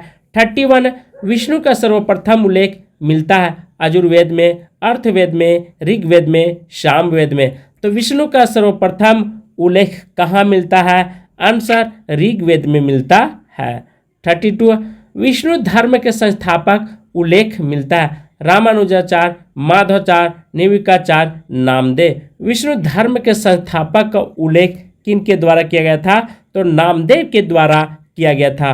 33 है भक्ति आंदोलन का सूत्रपात उत्तर भारत में न होकर दक्षिण भारत में हुआ था, इसके मूल कारण कौन सा कथन है? दक्षिण भारत पूर्णतः निरापद था, बी है दक्षिण भारत में ईसाइयों का प्रभाव था, सी भारत उत्तर भारत के लोग शैक्षणिक रूप से पिछड़े थे, डी है दक्षिण भारत पर मुस्लिम शासकों का अनगिनत अत्याचार हुए थे। क्वेश्चन कहता है भक्ति आंदोलन का सूत्रपात उत्तर भारत में न होकर दक्षिण भारत में आखिर क्यों हुआ, किस कारण से हुआ? तो दक्षिण भारत पूरा नता निरापद था, बिल्कुल मेरा ए ऑप्शन सही हो जाता है। 34 अद्वैत दर्शन के प्रवर्तक रामानुजाचार्य, रामानंद, शंकराचार्य, चरपटनाथ। तो अद्वैत दर्शन के प्रवर्तक यहाँ पे पूछा प्यारे साथियों, आंसर शंकराचार्य जी है। किस मत का? तो अद्वैत दर्शन का। 35 सूची 1 को मिलान सूची 2 से कीजिए, अर्थात एक साथ शुद्धाद्वैतवाद, अद्वैतवाद, विशिष्टाद्वैतवाद, द्वैतवाद दिया हुआ है। तो एक साथ वल्लभ भाई, शंकराचार्य, रामानुजाचार्य और माधवाचार्य दिया हुआ है, इसलिए इन चीज़ों को आपको ध्यान रखना है। शुद्धाद्वैतवाद के जो प्रवर्तक थे वो वल्लभ भाई आचार्य थे, उसके बाद अद्वैतवाद के शंकराचार्य थे, विशिष्टाद्वैतवाद के रामानुजाचार्य, अद्वैताद्वैतवाद के माधवाचार्य। जहां भी आपको इस तरह के कुट मिलेगा 1 2 3 4 बिल्कुल मेरा सी ऑप्शन सही हो जाता है।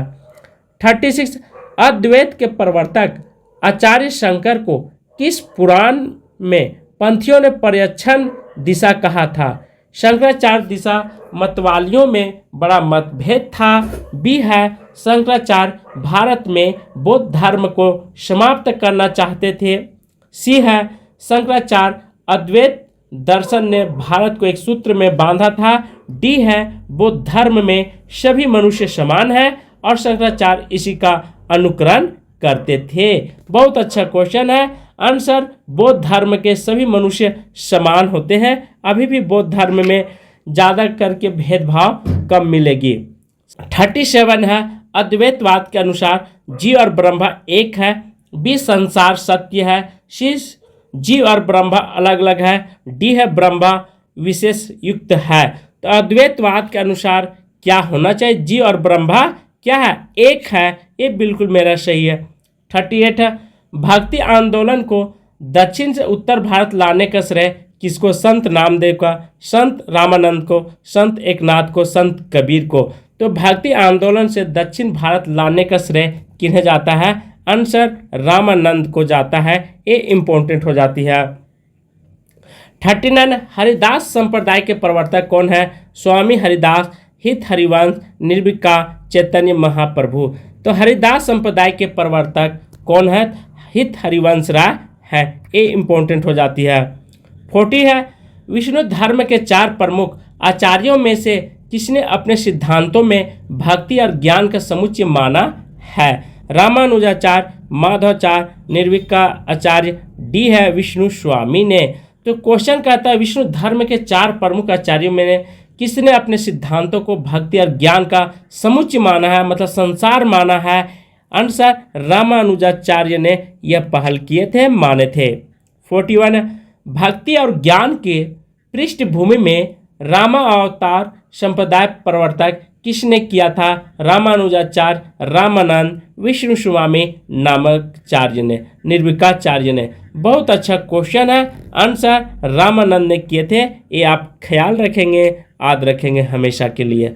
42 है वारकरी संप्रदाय के प्रवर्तक कौन है? नामदेव, कबीर, ज्ञानेश्वर, एकनाथ। वारकरी संप्रदाय के प्रवर्तक अर्थात शुरुआत करने वाले, सूत्रपात करने वाले व्यक्ति कौन थे? तो ज्ञानेश्वर नाम करके विद्वान थे। उन्होंने ही इस तरह के संप्रदाय को स्टार्टिंग किए थे। 43 श्री संप्रदाय के प्रवर्तक कौन है? आचार्य शंकर, आचार्य रामानुजाचार्य, सी है आचार्य माधवाचार्य, डी है आचार्य निर्विकाचार्य। आंसर सी आचार्य माधवाचार्य के द्वारा किया गया था। श्री संप्रदाय के प्रवर्तक, बहुत अच्छा क्वेश्चन है। श्री संप्रदाय के प्रवर्तक कौन है? तो आचार्य रामानुजाचार्य के द्वारा किया गया था। ये इंपॉर्टेंट हो जाती है। 44 है रुद्र संप्रदाय के प्रवर्तक है माधवाचार्य, निर्विकाचार्य, विष्णु स्वामी, रामानुजाचार्य। तो रुद्र संप्रदाय के प्रवर्तक कौन है? आंसर विष्णु स्वामी है। जीवनाथ ने अपने मत का प्रचार करने के लिए किस संप्रदाय की स्थापना किया था? अन्य संप्रदाय के द्वारा किया गया था। किसका? जीवनाथ मत का प्रचार प्रसार। 46 अनंतानंद, कबीर, सुखा, सुरसुरा, पद्मावती, नरहरि, पीपा, भावनानंद और रैदास घन्ना सेन सुरसुरा की घनहरि रामानंद के शिष्यों में यह सूची किस काव्य ग्रंथ में लिया गया है? आशा दीवार से, भक्तमाल से, सोहिला से, हरि रस से। कहाँ से ये सब शिष्यों के बारे में लिया गया है? आंसर भक्तमाल से उठाया गया है। 47 कबीर की वाणी का संग्रह विजय कहलाता है। इसके कितने भाग हैं? 2, 3, 4, 5। कबीर की वाणी विजय तो सभी लोग जानते हैं, यह बहुत ही चर्चा में रहा है ग्रंथ इनका। और यह कितने भाग में विभक्त है? तो आंसर 3, साखी और रवेली, साखी, रमेनी और शबद, ये 3 भाग है। ठीक है, विजय का इंपॉर्टेंट हो जाता है। सबसे पहले साखी का नाम आता है, फिर रमेनी, ठीक है, ये चीज़ आप ध्यान रखेंगे। उसके बाद शबद, तीनों का आपको ध्यान रखना है। 48 है, भक्ति काल का समय सीमा क्या है? संवत 1375 से 1700 ईस्वी, बी संवत 1375 से 1800 ईस्वी, सी है संवत 1375 से 1900 ईस्वी, डी है इनमें से कोई नहीं। आंसर 1375 से सीधा 1700 ईस्वी जाएंगे। 49, ज्ञान मार्गी कवियों को किस नाम से पुकारा जाता है? सिद्ध कवि, नाथपंथी कवि, भक्त कवि, संत कवि। ज्ञान मार्गी कवियों को किस नाम से जाना जाता है? आंसर संत कवि के नाम से जाने जाते हैं। 50 है, भक्त माल के रचनाकार कौन है? रैदास, नाभादास, धर्मदास, जीवनदास। तो भक्त माल की रचना किनके द्वारा किया गया था? आंसर नाभादास के द्वारा किया गया है। 84 वैष्णव की वार्ता और 200 वैष्णव की वार्ता वस्तुतः किनके द्वारा, यह क्या है, कौन सा विधा है? आत्मकथा है, कथा कहानी है, जीवन वृत्त है, यह काव्य संग्रह है। तो 84 वैष्णव और 200 वैष्णव वार्ता की कथा किस रूप में लिखी गई है? तो यह जीवन वृत्त लिखी गई है। VVI आप इसे VVI आप इसे लगा लेंगे। 52 है, भक्त नामावली के लेखक कौन है? नाभादास, गोकुलनाथ, कालिदास, ध्रुवदास। तो भक्त नामावली के लेखक कौन है? ध्रुवदास, बहुत इंपॉर्टेंट हो जाती है। 53 है, भक्ति विवेक में किसकी रचना है? मलुकदास, सुंदरदास, धर्मदास या दादू दयाल का। तो भक्ति विवेक में किन की रचना किया गया है? मलुकदास के किया गया है। 54, मूल गोसाई के चरित्र के रचनाकार कौन है? तुलसीदास, वेनी माधवदास, अर्जुन देव, नाभादास। तो मूल गोसाई के चरित्र किनके द्वारा? वेनी माधवदास के द्वारा लिखा गया है। 55, मलुक गोसाई चरित्र में किसका जीवन चरित्र वर्णित है? वल्लभाचार्य का, विठलनाथ का, तुलसीदास का, रामानुजाचार्य का। मलुक गोसाई का चरित्र में किसका जीवन वृत्त किया गया है? तो यह तुलसीदास का किया गया है। 56, श्री गुरु ग्रंथ साहिबा का संकलन किसने किया है? गुरु नानक देव ने, गुरु हरगोविंद सिंह ने, गुरु गोविंद ने, या डी है गुरु अर्जुन देव ने। तो गुरु ग्रंथ साहिब का संकलन किसने किया था? गुरु अर्जुन देव ने किया था, बहुत इंपॉर्टेंट हो जाती है। 57 है, ज्ञान बोधक के रचनाकार हैं मलुकदास, सुंदरदास, पीपा, रज्जब। तो ज्ञान बोधक के रचनाकार कौन है? आंसर मलुकदास जी हैं। 58 है, निर्गुण संत काव्यों में सर्वाधिक शास्त्रज्ञ एवं सुशिक्षित संत कौन थे? रज्जब दास, सुंदरदास, धर्मदास, दादू दयाल। सुशिक्षित के बाद बोल रहा है और शास्त्र के ज्ञाता कौन थे? आंसर सुंदरदास। देखने में सुंदर लगते थे और शिक्षा के मामले में भी सुंदर थे, इसलिए आप सुंदरदास जरूर लगाएंगे। 59 है, विशिष्टाद्वैतवाद के संबंध में कौन सा कथन सत्य है? जगत वास्तविक है, बी जगत शारीरिक और वह शरीर है, सी जगत मिथ्या है, डी वह जीव जगत को धारण करता हुआ उसका नियमन है। आंसर सी जगत शरीर है और शारीरिक भी है। बिल्कुल सही ऑप्शन सी है। जगत एक क्या है? मिथ्या है। इसको आप ध्यान रखेंगे, बहुत इंपॉर्टेंट हो जाती है ऑप्शन सी। 60, निम्नलिखित को सुमेलित कीजिए। श्री संपदा, बाह्य संपदा, रुद्र संपदा, शनक संपदा। एक साइड दिया हुआ है, जो प्रवर्तक है निमिकाचार्य, विष्णु स्वामी, माधवाचार्य, दूसरा है रामानुजाचार्य, 5 है हित हरिवंश राय। तो यहाँ पे ऑप्शन मिलाने का सही तरीका अब समझिए कि श्री संप्रदाय के प्रवर्तक जो थे वह रामानुजाचार्य के द्वारा किया गया था। ए को 4 से मैच करवाएंगे और बाह्य संप्रदाय के प्रवर्तक जो थे वह माधवाचार्य है। जहाँ भी माधवाचार्य हमें दिखाई देगा वहाँ पे बिल्कुल सही हो जाएगा। और रुद्र संप्रदाय स्वामी संप्रदाय के द्वारा, विष्णु स्वामी संप्रदाय के द्वारा लगाई गई थी, स्टार्टिंग की गई थी। उसके बाद सनक संप्रदाय की बारी आती है, यह निर्विकाचार्य के द्वारा स्टार्टिंग होती है। इस तरह से हमने टोटल मिला दिया हूँ। 61 है, हिंदी भक्ति साहित्य को प्रभावित करने वाले राधा वल्लभ संप्रदाय के संबंध किससे जोड़ा जाता है? सनक संप्रदाय, रुद्र संप्रदाय, श्री संप्रदाय, डी है बाह्य संप्रदाय। तो हिंदी भक्ति साहित्य को प्रभावित करने वाले राधा वल्लभ संप्रदाय के संबंध में किसने जोड़ा था? आंसर सनक संप्रदाय के द्वारा किया गया है। 62 है, राधा वल्लभ संप्रदाय के प्रवर्तक हैं रामानंद, हित हरिवंश, निर्विकाचार्य, नामदेव। राधा वल्लभ संप्रदाय के प्रवर्तक कौन है? हित हरिवंश राय है। बिल्कुल मेरा बी ऑप्शन सही है। तृतीय, भक्ति पर एक वर्ग विशेष के एकाधिकार को समाप्त करने के उद्देश्य उद्घोषणा किसने की थी? कबीर ने, नामदेव ने, रामानुजाचार्य ने, रामानंद ने। क्वेश्चन कहता है भक्ति पर एक वर्ग विशेष को एकाधिकार मतलब जाति और धर्म से जाति को समाप्त करने का यह संकल्प किसने लिया था? तो रामानुजाचार्य ने सभी मठों में, मंदिरों में जाने का सभी वर्गों के लिए रास्ता साफ कर दिए थे, खुला छोड़ दिए थे, कहीं पे कोई रोक टोक नहीं था। इसीलिए कोई भी धर्म के लिए बहुत बड़ा बाधा बन रही थी।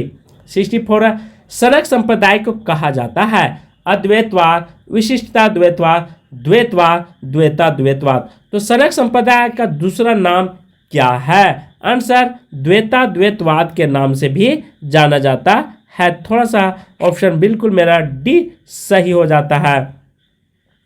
65 है, किस मत का प्रधान धर्म ग्रंथ गीता है? भागवत, वैष्णव, पंचराम और डी है ब्राह्मण का।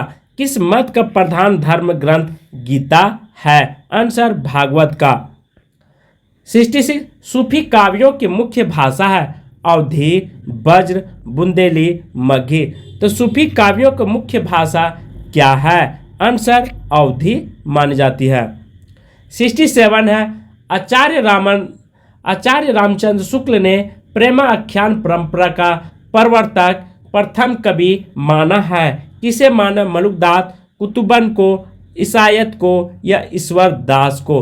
तो आचार्य रामचंद्र शुक्ल ने प्रेमाख्यान परंपरा का प्रवर्तक किसे माना गया है? कुतुबन को ये मानते हैं।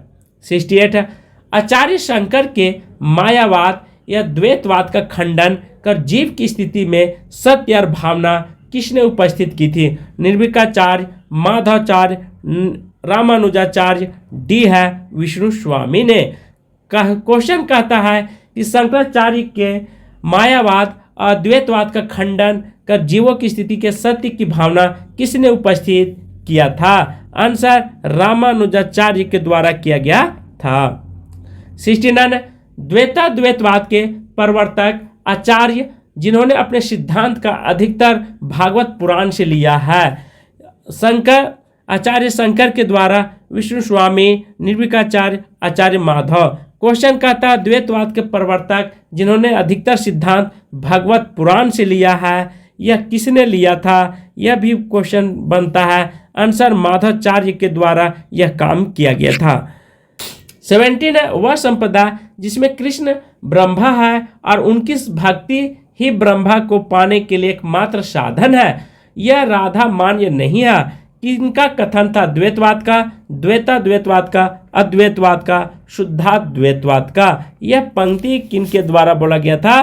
तो अद्वैतवाद का आंसर आप लगाएंगे, इनके द्वारा यह कहा गया था। 71 है, कृष्ण के साथ राधा की महानता किस संप्रदाय की विशेषता रही? श्री, शनक, रुद्र या ब्रह्मा। ठीक है, तो किनके द्वारा कृष्ण के साथ राधा की महत्ता को बताया गया था? आंसर शनक संप्रदाय ने यह महत्व बताए थे। 72 है, रामानुजाचार्य के श्री संप्रदाय के व्यापक और लोकप्रिय बनाने का श्रेय किनको जाता है? नामदेव को, ज्ञानदेव को, रामानंद का, कबीर का। क्वेश्चन कहता है रामानुजाचार्य संप्रदाय का प्रवर्तक मतलब व्यापक लोकप्रिय मतलब विस्तार करने का श्रेय किनको जाता है? आंसर रामानंद का जाता है। तृतीय, निम्नलिखित में से कौन सा कथन असत्य है? ये ज्ञान श्री शाखा के कवि निराकार और बा है की उपासना करते हैं। बी है कबीर उच्च कोटि के सार्थक समाज सुधारक कवि हैं। सी है प्रभु जी तुम चंदन हम पाने संत रविदास की पंक्तियां हैं। डी है संत तुलसीदास ज्ञान श्री शाखा के कवि हैं। क्वेश्चन कहता है कि यहाँ पे असत्य के बारे में आपको छांटने के लिए बता रहा है। आंसर डी संत तुलसीदास सगुण राम भक्ति शाखा के कवि हैं। बिल्कुल मेरा सी आंसर सही हो जाता है। 74 भक्ति मार्ग में सर्वप्रथम जाति पाति का भेद निरर्थक माना है। रामानंद, कबीर, रैदास, दादू दयाल ने। तो भक्ति मार्ग का सर्वप्रथम जाति पाति का भेद निरर्थक किनके द्वारा माना गया है? रामानंद के द्वारा माना गया है। 75 कबीर का प्रकाट्य स्थल है लहरपुर, लहराता, लहरनगर, लहरिया। तो कबीर का प्रकाट्य स्थल कहाँ माना गया है? तो लहर तारा माना गया है। 76 निर्गुण संतों को विचारधारा के बीच मिलते हैं। सिद्धनाथ कवियों की रचनाओं में, बी रासो ग्रंथों में, सी स्वयंभू की रचनाओं में, डी विद्यापति के काव्यों में। तो निर्गुण संतों की विचारधारा को बीजक मिलते हैं। आंसर सिद्धनाथ कवियों की रचनाओं में। बिल्कुल ए ऑप्शन सही हो जाता है। 77 वह भक्त संत जो कृष्ण का उपासक नहीं था। वल्लभाचार्य, मीराबाई, रामानंद, सूरदास। वह भक्त संत जो कृष्ण के उपासक नहीं मानता है। आंसर रामानंद के द्वारा। 78 सिखों के पंचवें गुरु अर्जुन देव द्वारा संपादित श्री गुरु ग्रंथ साहिब में किसकी कविता संग्रहित नहीं है? कबीरदास, सूरदास, मीराबाई, तुलसीदास। क्वेश्चन कहता है अर्जुन देव के पंचवें, ठीक है, गुरु ग्रंथ में किनकी कविता का संग्रहित नहीं किया गया? यहाँ पे चर्चा कर रहा है क्वेश्चन में, नहीं का जिक्र किया है। आंसर तुलसी का, ठीक है, तुलसी का जिक्र नहीं किया गया है तुलसीदास का। बिल्कुल मेरा डी ऑप्शन सही हो जाता है। 79 रामानंद किसकी शिष्य परंपरा में है? रंगाचार्य के, नाथ मुनि, रामानुजाचार्य, डी पुंडरीक काछ्य के रूप में। रामानंद किसकी शिष्य परंपरा में रहे थे? आंसर रामानुजाचार्य के परंपरा में इन्होंने अपना जीवन व्यतीत किए थे, ज्ञान को अर्जित किए थे।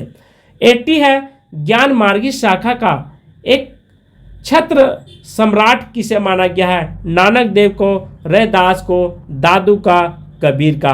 क्वेश्चन कहता है ज्ञान मार्गी शाखा का एक छत्र सम्राट किनको माना गया है? किन्होंने ज़्यादा लोकप्रिय विकास किया था? आंसर 80 का कबीर के द्वारा, क्योंकि कबीर जो थे वो हिंदू मुस्लिम सभी को एकत्रित करने की कोशिश करते थे, इसलिए इनको छत्र बोला गया है, अर्थात भक्ति ज्ञान मार्गी शाखा को सम्राट के रूप में उपाधि प्राप्त है। 81 है समग्र भक्तिकालीन काव्य पर कौन सी विशेषता लागू होती नहीं है? अर्थात नहीं के बारे में, अवतार में विश्वास करना, जाति प्रथा का निषेध, सिंह अहंकार का त्याग, डी ईश्वरीय लीला का गायन। तो समग्र भक्तिकालीन का विशेष लागू नहीं होता है। आंसर अहंकार का त्याग करना एक बहुत सारे मतों में प्रावधान नहीं था। 82 कबीर की भाषा को पचमेली खिचड़ी किसने कहा था? आचार्य रामचंद्र शुक्ल, बाबू श्याम सुंदर दास, राम कुमार वर्मा, नामवर सिंह। तो पचमेली खिचड़ी किसने कहा था? आंसर बिल्कुल मेरा बी ऑप्शन श्याम सुंदर दास के द्वारा यह कथन बिल्कुल सही हो जाता है। 33 है 83 वह ग्रंथ जिसमें कबीर के आविर्भाव का काल 1455 विक्रम संवत का स्पष्ट उल्लेख मिलता है। भक्तमाल से, कबीर गोष्ठ से, ठीक है, सी है कबीर चरित्र बोधक से, डी है कबीर परचाई से। कहाँ से यह ऑप्शन बिल्कुल सही मिलता है कि 1455 विक्रम संवत जो है कबीर का समय सीमा मान्य है? तो कबीर चरित्र बोध से। यहाँ पे थोड़ा सा टाइपिंग मिस्टेक है, तो यहाँ पे लिख लीजिएगा चरित्र बोध होगा, ठीक है, यहीं से इनको पूरा, अर्थात ऑप्शन सी बिल्कुल सही हो जाता है। 84 है कबीर की भाषा को सुतकुड़ी किसने कहा था? डॉक्टर रसाल, राम कुमार वर्मा, हजारी प्रसाद द्विवेदी जी, आचार्य रामचंद्र शुक्ल। किसी ने सुतकुड़ी कहा था, पचमेड़ी खिचड़ी कहा था, डिटेक्टर कह करके कबीर की वाणियों को संबोधित किया गया। तो ये 4-5 ऑप्शन आप ध्यान रखेंगे। तो यह जो है सुतकुड़ी भाषा आचार्य रामचंद्र शुक्ल के द्वारा दिया गया था। ये इम्पोर्टेंट है, बहुत इम्पोर्टेंट है, कबीर से रिलेटेड है। 85 कबीर के साहित्य में किस तत्व की प्रधानता है? रस की, अलंकार की, छंद का, संदेश का। कबीर के साहित्य के किस तत्व की प्रधानता पाया गया है? कबीर की वाणी यदि आप पढ़े होंगे तो आप आंसर दे सकते हैं कि संदेश था। ठीक है, इसमें ज़्यादा करके संदेश का उल्लेख न रस था, न अलंकार था, न छंद था, क्योंकि ये इन चीज़ों से बाहर थे। ठीक है, 86 संत कबीर के संबंध में कौन सा कथन असत्य है? कबीर सिकंदर लोदी के समकालीन थे। बी, आईने अकबरी में कबीर का उल्लेख नहीं है।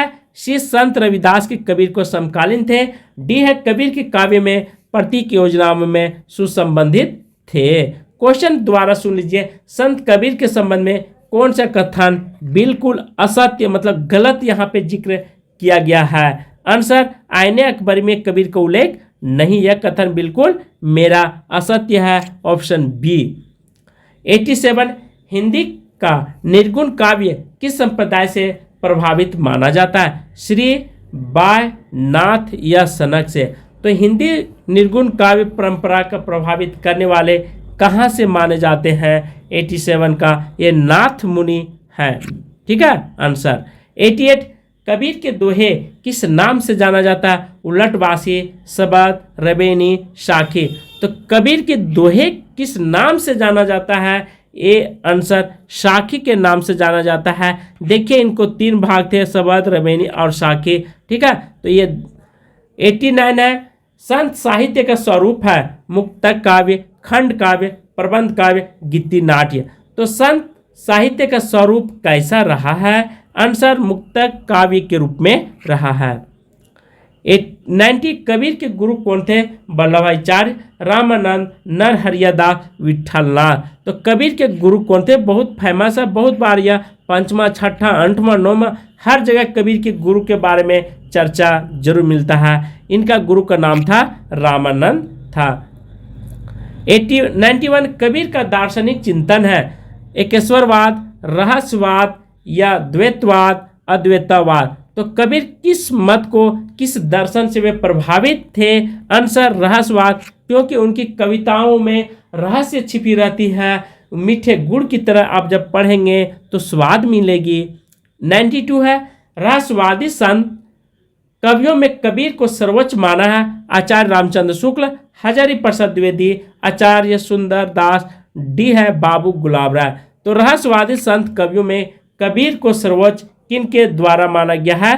श्याम सुंदर दास के द्वारा माना गया है। 93 निर्गुण साधक भक्ति कवियों में कालक्रम अनुसार प्रथम उल्लेख किया गया है? ज्ञानदेव का, नामदेव का, कबीर का, रविदास का? निर्गुण साधक भक्ति कवियों में कालक्रम अनुसार प्रथम उल्लेख किनको माना गया है? तो ज्ञानदेव को माना गया है। 94 सुरति से आशा है उन्माद, विरक्ति, ध्यान, आनंद का अनुभव? तो सुरक्ति से क्या आशा रखता है? आनंद का अनुभव। 95 निर्तीक से आशा क्या है? जगत, प्रपंच, विरक्ति, आराध्य से सुसरती? सी है कुंठलानी जागरण, डी है बाह्य दर्शन की अनुभूति? क्वेश्चन कहता है निरक्ति से क्या आशा, क्या आप समझते हैं? 95 है निर्ति से आशा है जगत, प्रपंच, विरक्ति, बी है आराध्य से सुसर्जित, सी है कुंठलानी जागरण, डी है बाह्य दर्शन की अनुभूति। तो बाह्य दर्शन की अनुभूति ये निरति का आशा आपसे चर्चा कर रहा है। आंसर, जगत प्रपंच से विरक्ति। बिल्कुल मेरा ए आंसर सही हो जाता है, इसलिए ध्यान रखेंगे ऑप्शन ए पर। ठीक है। 96 है 96 संत कवि का बाह और 96 संत कवि का ब्रह्म या परम तत्व। 96 है संत कवि का बाह या परम तत्व एकेश्वरवादी विचारधारा से पुष्ट किसकी निकट रहा था? द्वैतवाद का, अद्वैतवाद का, द्वैतवाद का, शुद्धाद्वैतवाद का? तो संत कवियों की बात यहाँ मैं कर रहा हूँ। यह क्वेश्चन में संत कवि का जिक्र किया है, यह अद्वैतवाद के पुष्ट और निकट रहे थे। 97 कबीर के करने के बाद उनकी गद्दी किसने? कबीर के मरने के बाद, ठीक है यहाँ पे मरने होगा। कबीर के मरने के बाद उनकी गद्दी किसने संभाली थी? दरिया साहब ने, सुंदर दास ने, धर्मदास ने, कमल ने? तो कबीर के मरने के बाद किन्होंने संभाले थे? तो धर्मदास ने संभाले थे, भी आई है। 98 कबीर किस मुगल शासक के समकालीन थे? अकबर, मोहम्मद बिन तुगलक, अलाउद्दीन खिलजी, सिकंदर लोदी। तो कबीर बहुत सारे राजाओं के समकालीन रहे, मतलब उनके समय में जीवित रहते, उनके समय में गुरु के रूप में रहते थे, इसलिए आप सभी लोग ध्यान रखेंगे। सिकंदर लोदी के इम्पोर्टेंट हो जाती है। 99 कबीर का निधन कहाँ हुआ था? काशी में, मगहर में, प्रयाग में, मथुरा में। आंसर मगहर में कबीर की मृत्यु हुई थी, क्योंकि यह बहुत अच्छा क्वेश्चन है, हमेशा ध्यान रखेंगे। 100 कबीर की पत्नी का क्या नाम था? रत्नावली, कमली, चंद्रावती, लुई। तो कबीर की पत्नी का नाम लुई था, इसलिए आप सभी लोग अंत तक पढ़ने का प्रयास करेंगे। और एक क्वेश्चन के साथ में बहुत सारे पॉइंट रिलेट करके बताने जा रहा हूँ, चीज़ों को आप अच्छी तरह लिखते चलेंगे। फर्स्ट क्वेश्चन है, दरिदा लेखन को किसका स्रोत मानते हैं? दर्शन का, ज्ञान का, भावों का, तमाम सांस्कृतिक कर्म का। आंसर तमाम सांस्कृतिक कर्म का दरिदा लेखन यहाँ पे मानते हैं। दरिदा एक महान दार्शनिक के रूप में जाने जाते हैं, जिन्होंने यूरोप में इनका गहन प्रभाव था, और दरिदा अत्यधिक पूर्ण निर्माण के प्रतिपादन पर जोर दिए थे, और उन्होंने एक और सिद्धांत दिए थे, विवेचना का सिद्धांत इन्हीं के द्वारा दिया गया था। ये कहाँ के रहने वाले थे? तो ये फ्रांस के रहने वाले थे, इसीलिए इनका नाम फ्रांसीसी भी दिया गया है। तो ये सब पॉइंट को आप नोट कर लेंगे। और इन्होंने लेखन में सांस्कृतिक कर्म का स्रोत को महत्व ज़्यादा दिए थे। सेकेंड क्वेश्चन, मैं तो गिरधर के घर जाऊं, गिरधर म्यारो सांचे प्रीतम दे, रूप लुभाऊं। इस पद में कौन सा काव्य है? मधुर काव्य है, ओज गुण है, प्रसाद गुण है, या इनमें से कोई नहीं? बहुत अच्छा, ये मधुर्य गुण इनमें छिपा हुआ है। मधुर्य गुण कहाँ कहाँ पे पाए जाते हैं, आप इसे ध्यान रखेंगे चीज़ों को। मधुर्य गुण का संचार होता है जहाँ पे हमारे कानों को सुनने में अच्छा लगता हो, मधुर लगता है, वहाँ पे मधुर गुण का वास होता है, वहाँ पे मधुर गुण रहता है। उसके बाद श्रृंगार रस में मधुर गुण का ही रहता समावेश होती है, और करुण रस में भी मधुर गुण होती है। ये सब पॉइंट को नोट कर लेंगे। जहाँ पे कर्ण प्रिय कोई भी कविता लगे सुनने में, वहाँ पे मधुर्यपूर्ण होती है, ठीक है। और आर्द्रता हो, वहाँ पर भी मधुर्य गुण होगा। चिंतन की द्रव्यशीलता हो और प्रसन्नता कारक हो, वहाँ पर भी द्रव्य मधुर्य गुण छिपी हुई रहती है। और ये सब तत्वों को आपको भूलना नहीं है। मधुर गुण से युक्त बहुत सारी कविताएं लिखे गए हैं, श्रृंगार के रूप में, शांत रस के रूप में, करुण रस के रूप में। तो ऐसे बिहारी हो, रस खान हो, इन सभी कविताओं में मधुर गुण पाए जाते हैं। थर्ड है, अरस्तु के अनुकरण सिद्धांत का अनुकरण का आशय क्या है? प्राकृतिक नकल, पुनः पूर्जन, सी है नकल, डी है वस्तु परक। पूछ रहा अरस्तु भी एक महान दार्शनिक के रूप में जाने जाते हैं। इनके बारे में आपसे चर्चा कर रहा है। अरस्तु कौन था, क्या करता था? बहुत अच्छा क्वेश्चन है। अरस्तु पुनः पूर्जन के बारे में जोर दिया था। बहुत अच्छा क्वेश्चन, इसलिए आप सभी लोग इसे जरूर याद रखेंगे। फोर है, क्रोचो के अभिव्यंजना के 4 स्तंभों में कौन सा स्तर असंगत है? असंगत के बारे में विचार, अंत संस्करण, अभिव्यंजना, अनुनासिक आनंद। तो यहाँ पे पूछ रहा है अंत संस्करण के बारे में, अर्थात कौन सा असंगत है जो कि सही के नहीं है। आंसर विचार जो है यह संगत के रूप में है। क्रोचो ने बहुत सारे दिए थे, अभिव्यंजना के 4 स्तंभ इन्होंने बताए थे।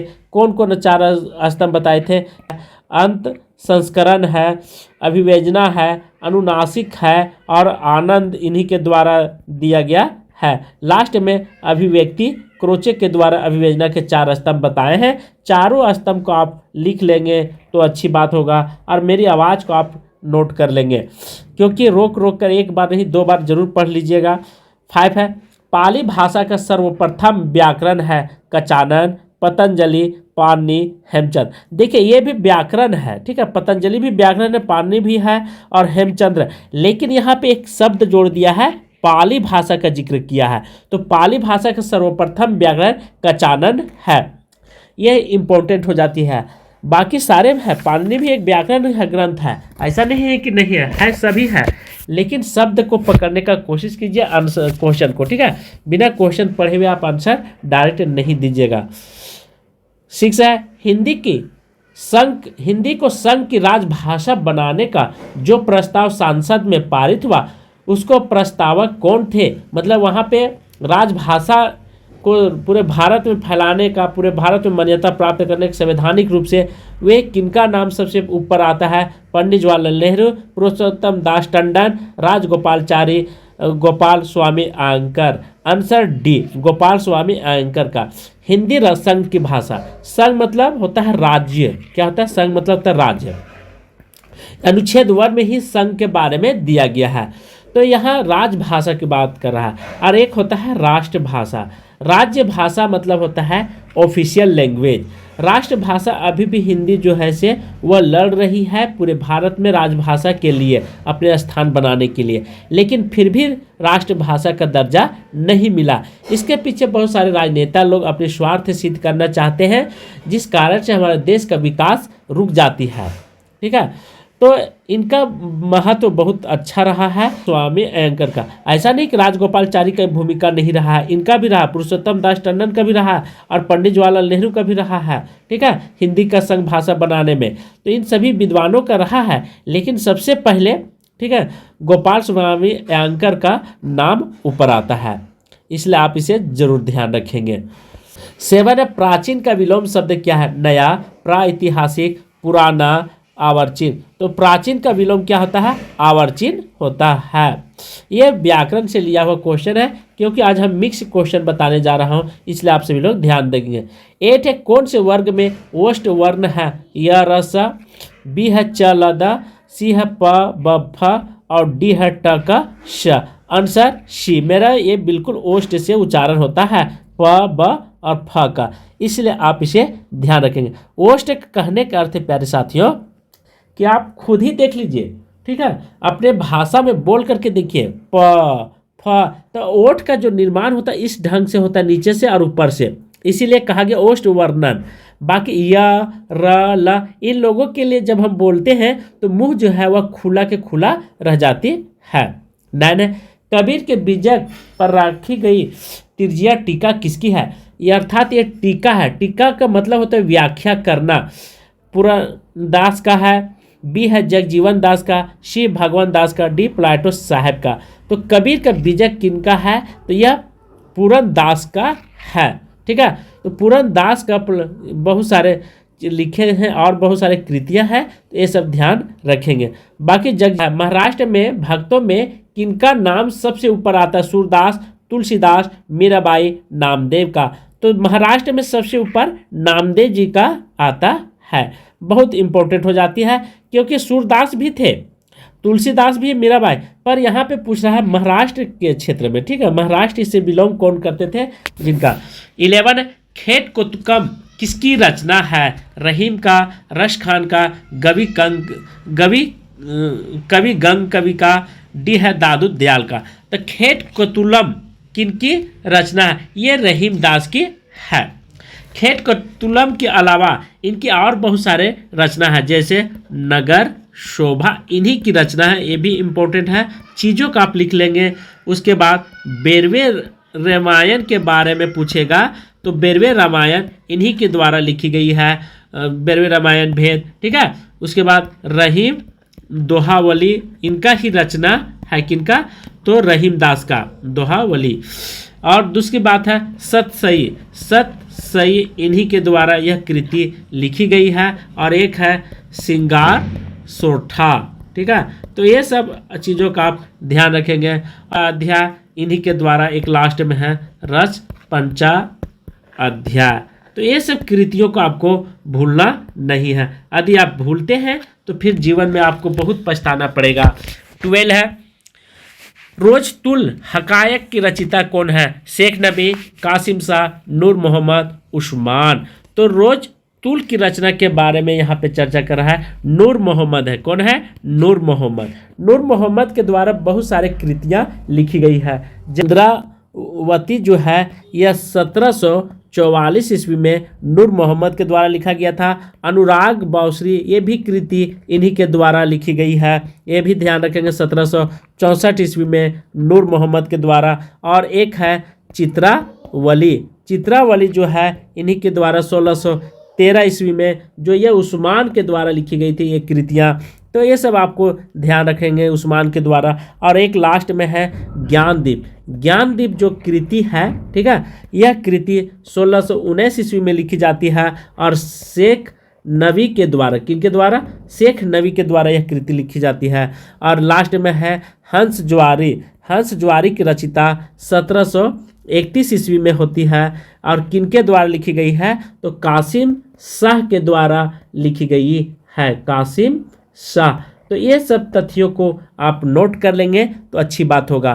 13 है सुरसागर का सबसे मर्मस्पर्शी और वाग्देयपूर्ण अंश है संयोग श्रृंगार वर्णन, बी है बाल वर्णन, सी है प्राकृतिक वर्णन, डी है भ्रमर गीत। आंसर भ्रमर गीत जो है सबसे सुरसागर में मर्म है। बहुत ही अच्छा आपको लगेगी पढ़ने में, जा करके सुरसागर पढ़े जरूर और अध्ययन करें कि सुरसागर के बारे में क्या लिखा गया, आखिर इतना इस क्वेश्चन को इतने फोकस क्यों किया गया है भ्रमर गीत पर, ये भी आपको ध्यान रखना होगा। इनकी व्याख्याता हजारी प्रसाद द्विवेदी ने लिखा है सूरदास के बारे में, ठीक है, कि ब्रज भाषा का प्रथम कवि कौन है? तो सूरसागर सूरदास को मानते हैं, ठीक है। कौन? हजारी प्रसाद द्विवेदी जी। ये भी इम्पोर्टेंट हो जाती है। प्रथम कवि लीला गान का महान सूरसागर का उपाध्याय भागवत पुराण का 10वें स्कंद में है। हिंदी साहित्य में भ्रमर गीत काव्य परंपरा का प्रवर्तक कौन है? सूरदास है। तो ये सब तथ्यों को आपको भूलना नहीं है।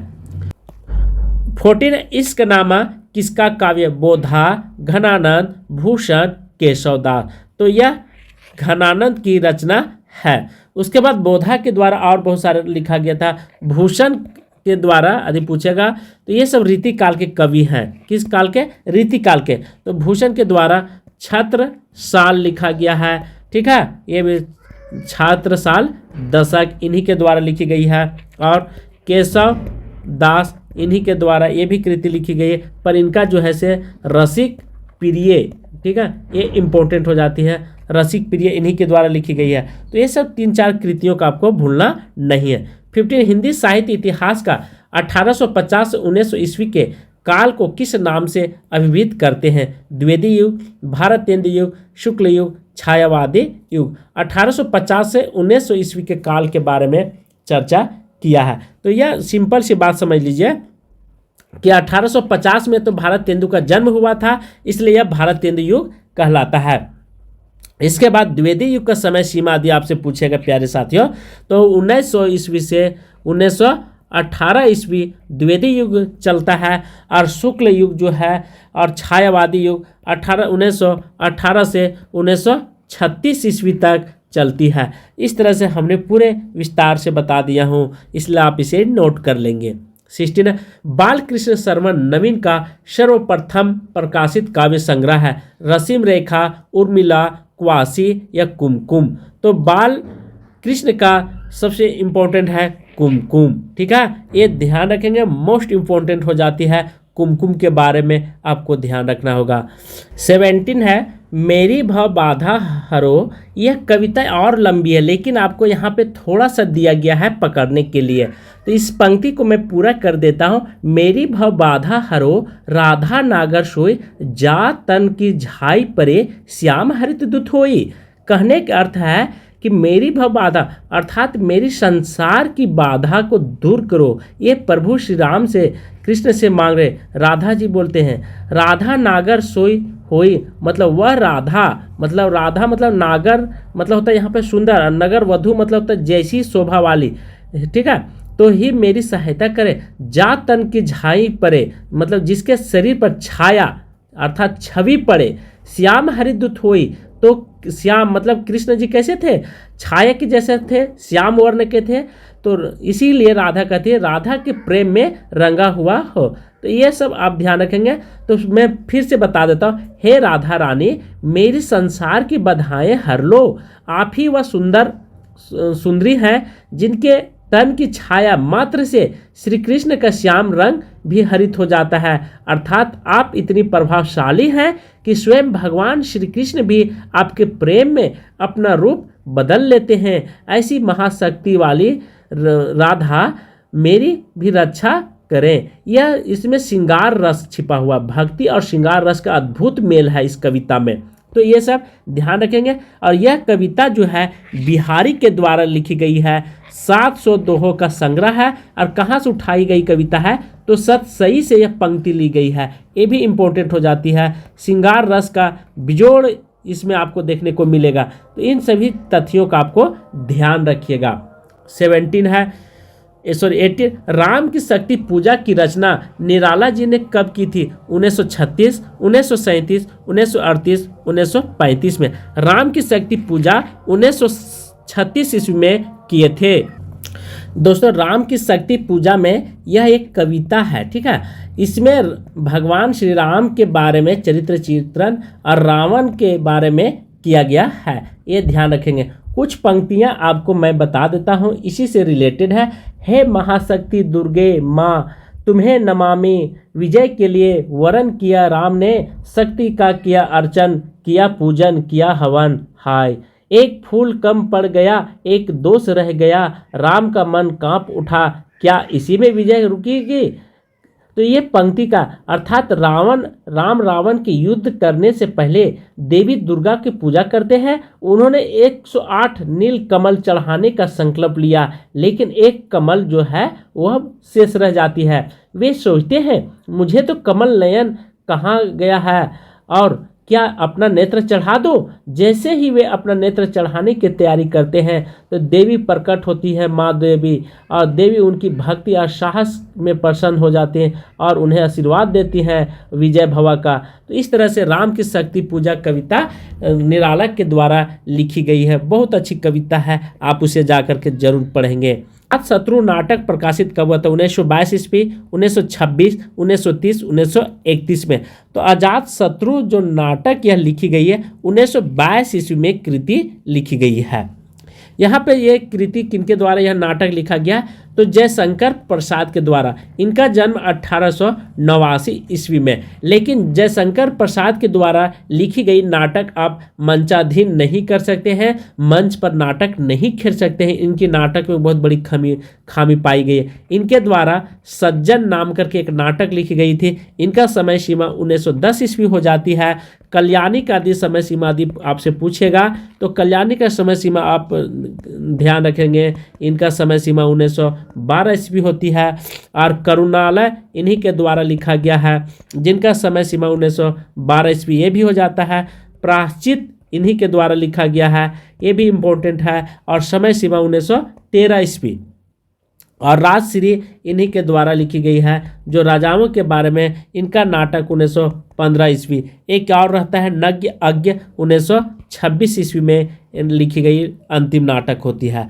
तो इस तरह से जयशंकर प्रसाद ने नाटक लिख करके एक गद्य विधा का बहुत ही महत्व दिए हैं, मतलब ऊंचाइयों तक पहुंचाने का काम किए हैं। 20 अछनन या मधुमेह देश हमारा, यह पंक्ति कहाँ से लिया गया? ध्रुव स्वामी, स्कंद गुप्त, चंद्रगुप्त, अजातशत्रु। तो अछनन यह मधु देश हमारा, यह पंक्ति चंद्रगुप्त से उठाया गया पंक्ति है, बहुत अच्छा है। यह भी एक नाटक है, और यह नाटक किनका है? तो जयशंकर प्रसाद के द्वारा यह नाटक लिखी गई है, ये भी आप ध्यान रखेंगे, क्योंकि ध्रुव स्वामी, स्कंदगुप्त, अजातशत्रु ये सब जयशंकर प्रसाद के द्वारा ही लिखी गई, पर चंद्रगुप्त में यह पंक्ति दिया हुआ था। यह पंक्ति और आगे लंबी है, तो इसे भी मैं बता देता हूँ। 21 है अमरकांत प्रेम के किस उपन्यास का पात्र था? एक अमरकांत करके एक पात्र था, किसमें था? रंगभूमि में, कर्मभूमि में, गबन में, सेवा सदन में।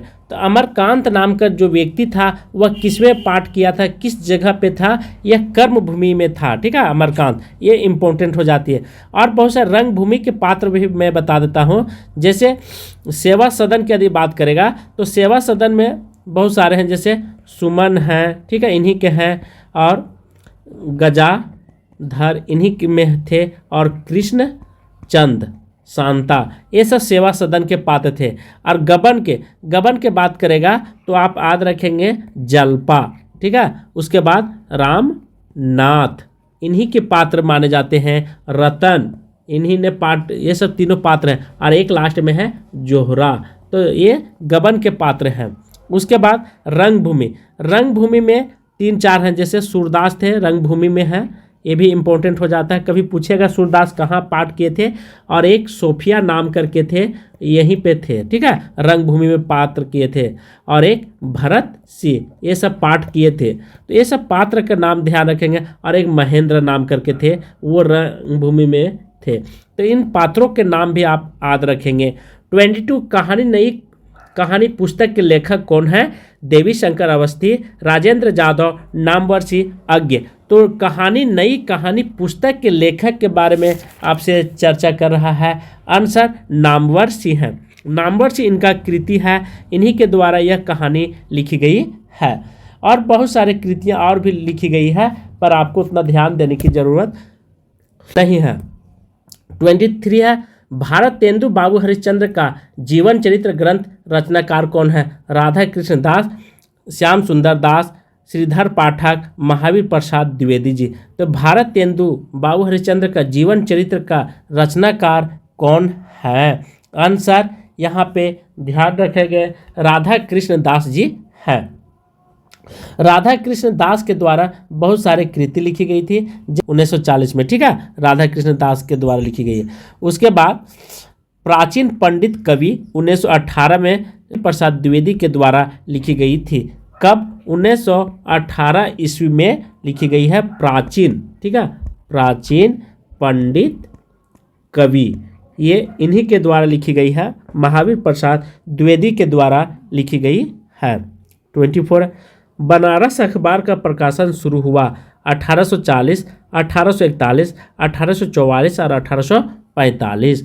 बनारस अखबार का प्रकाशन कब हुआ था? 1845 ईस्वी में हुई थी। देखिए बनारस अखबार जो था यह कहाँ से और कितने दिनों के बाद निकाली गई थी, ये भी इम्पोर्टेंट हो जाती है।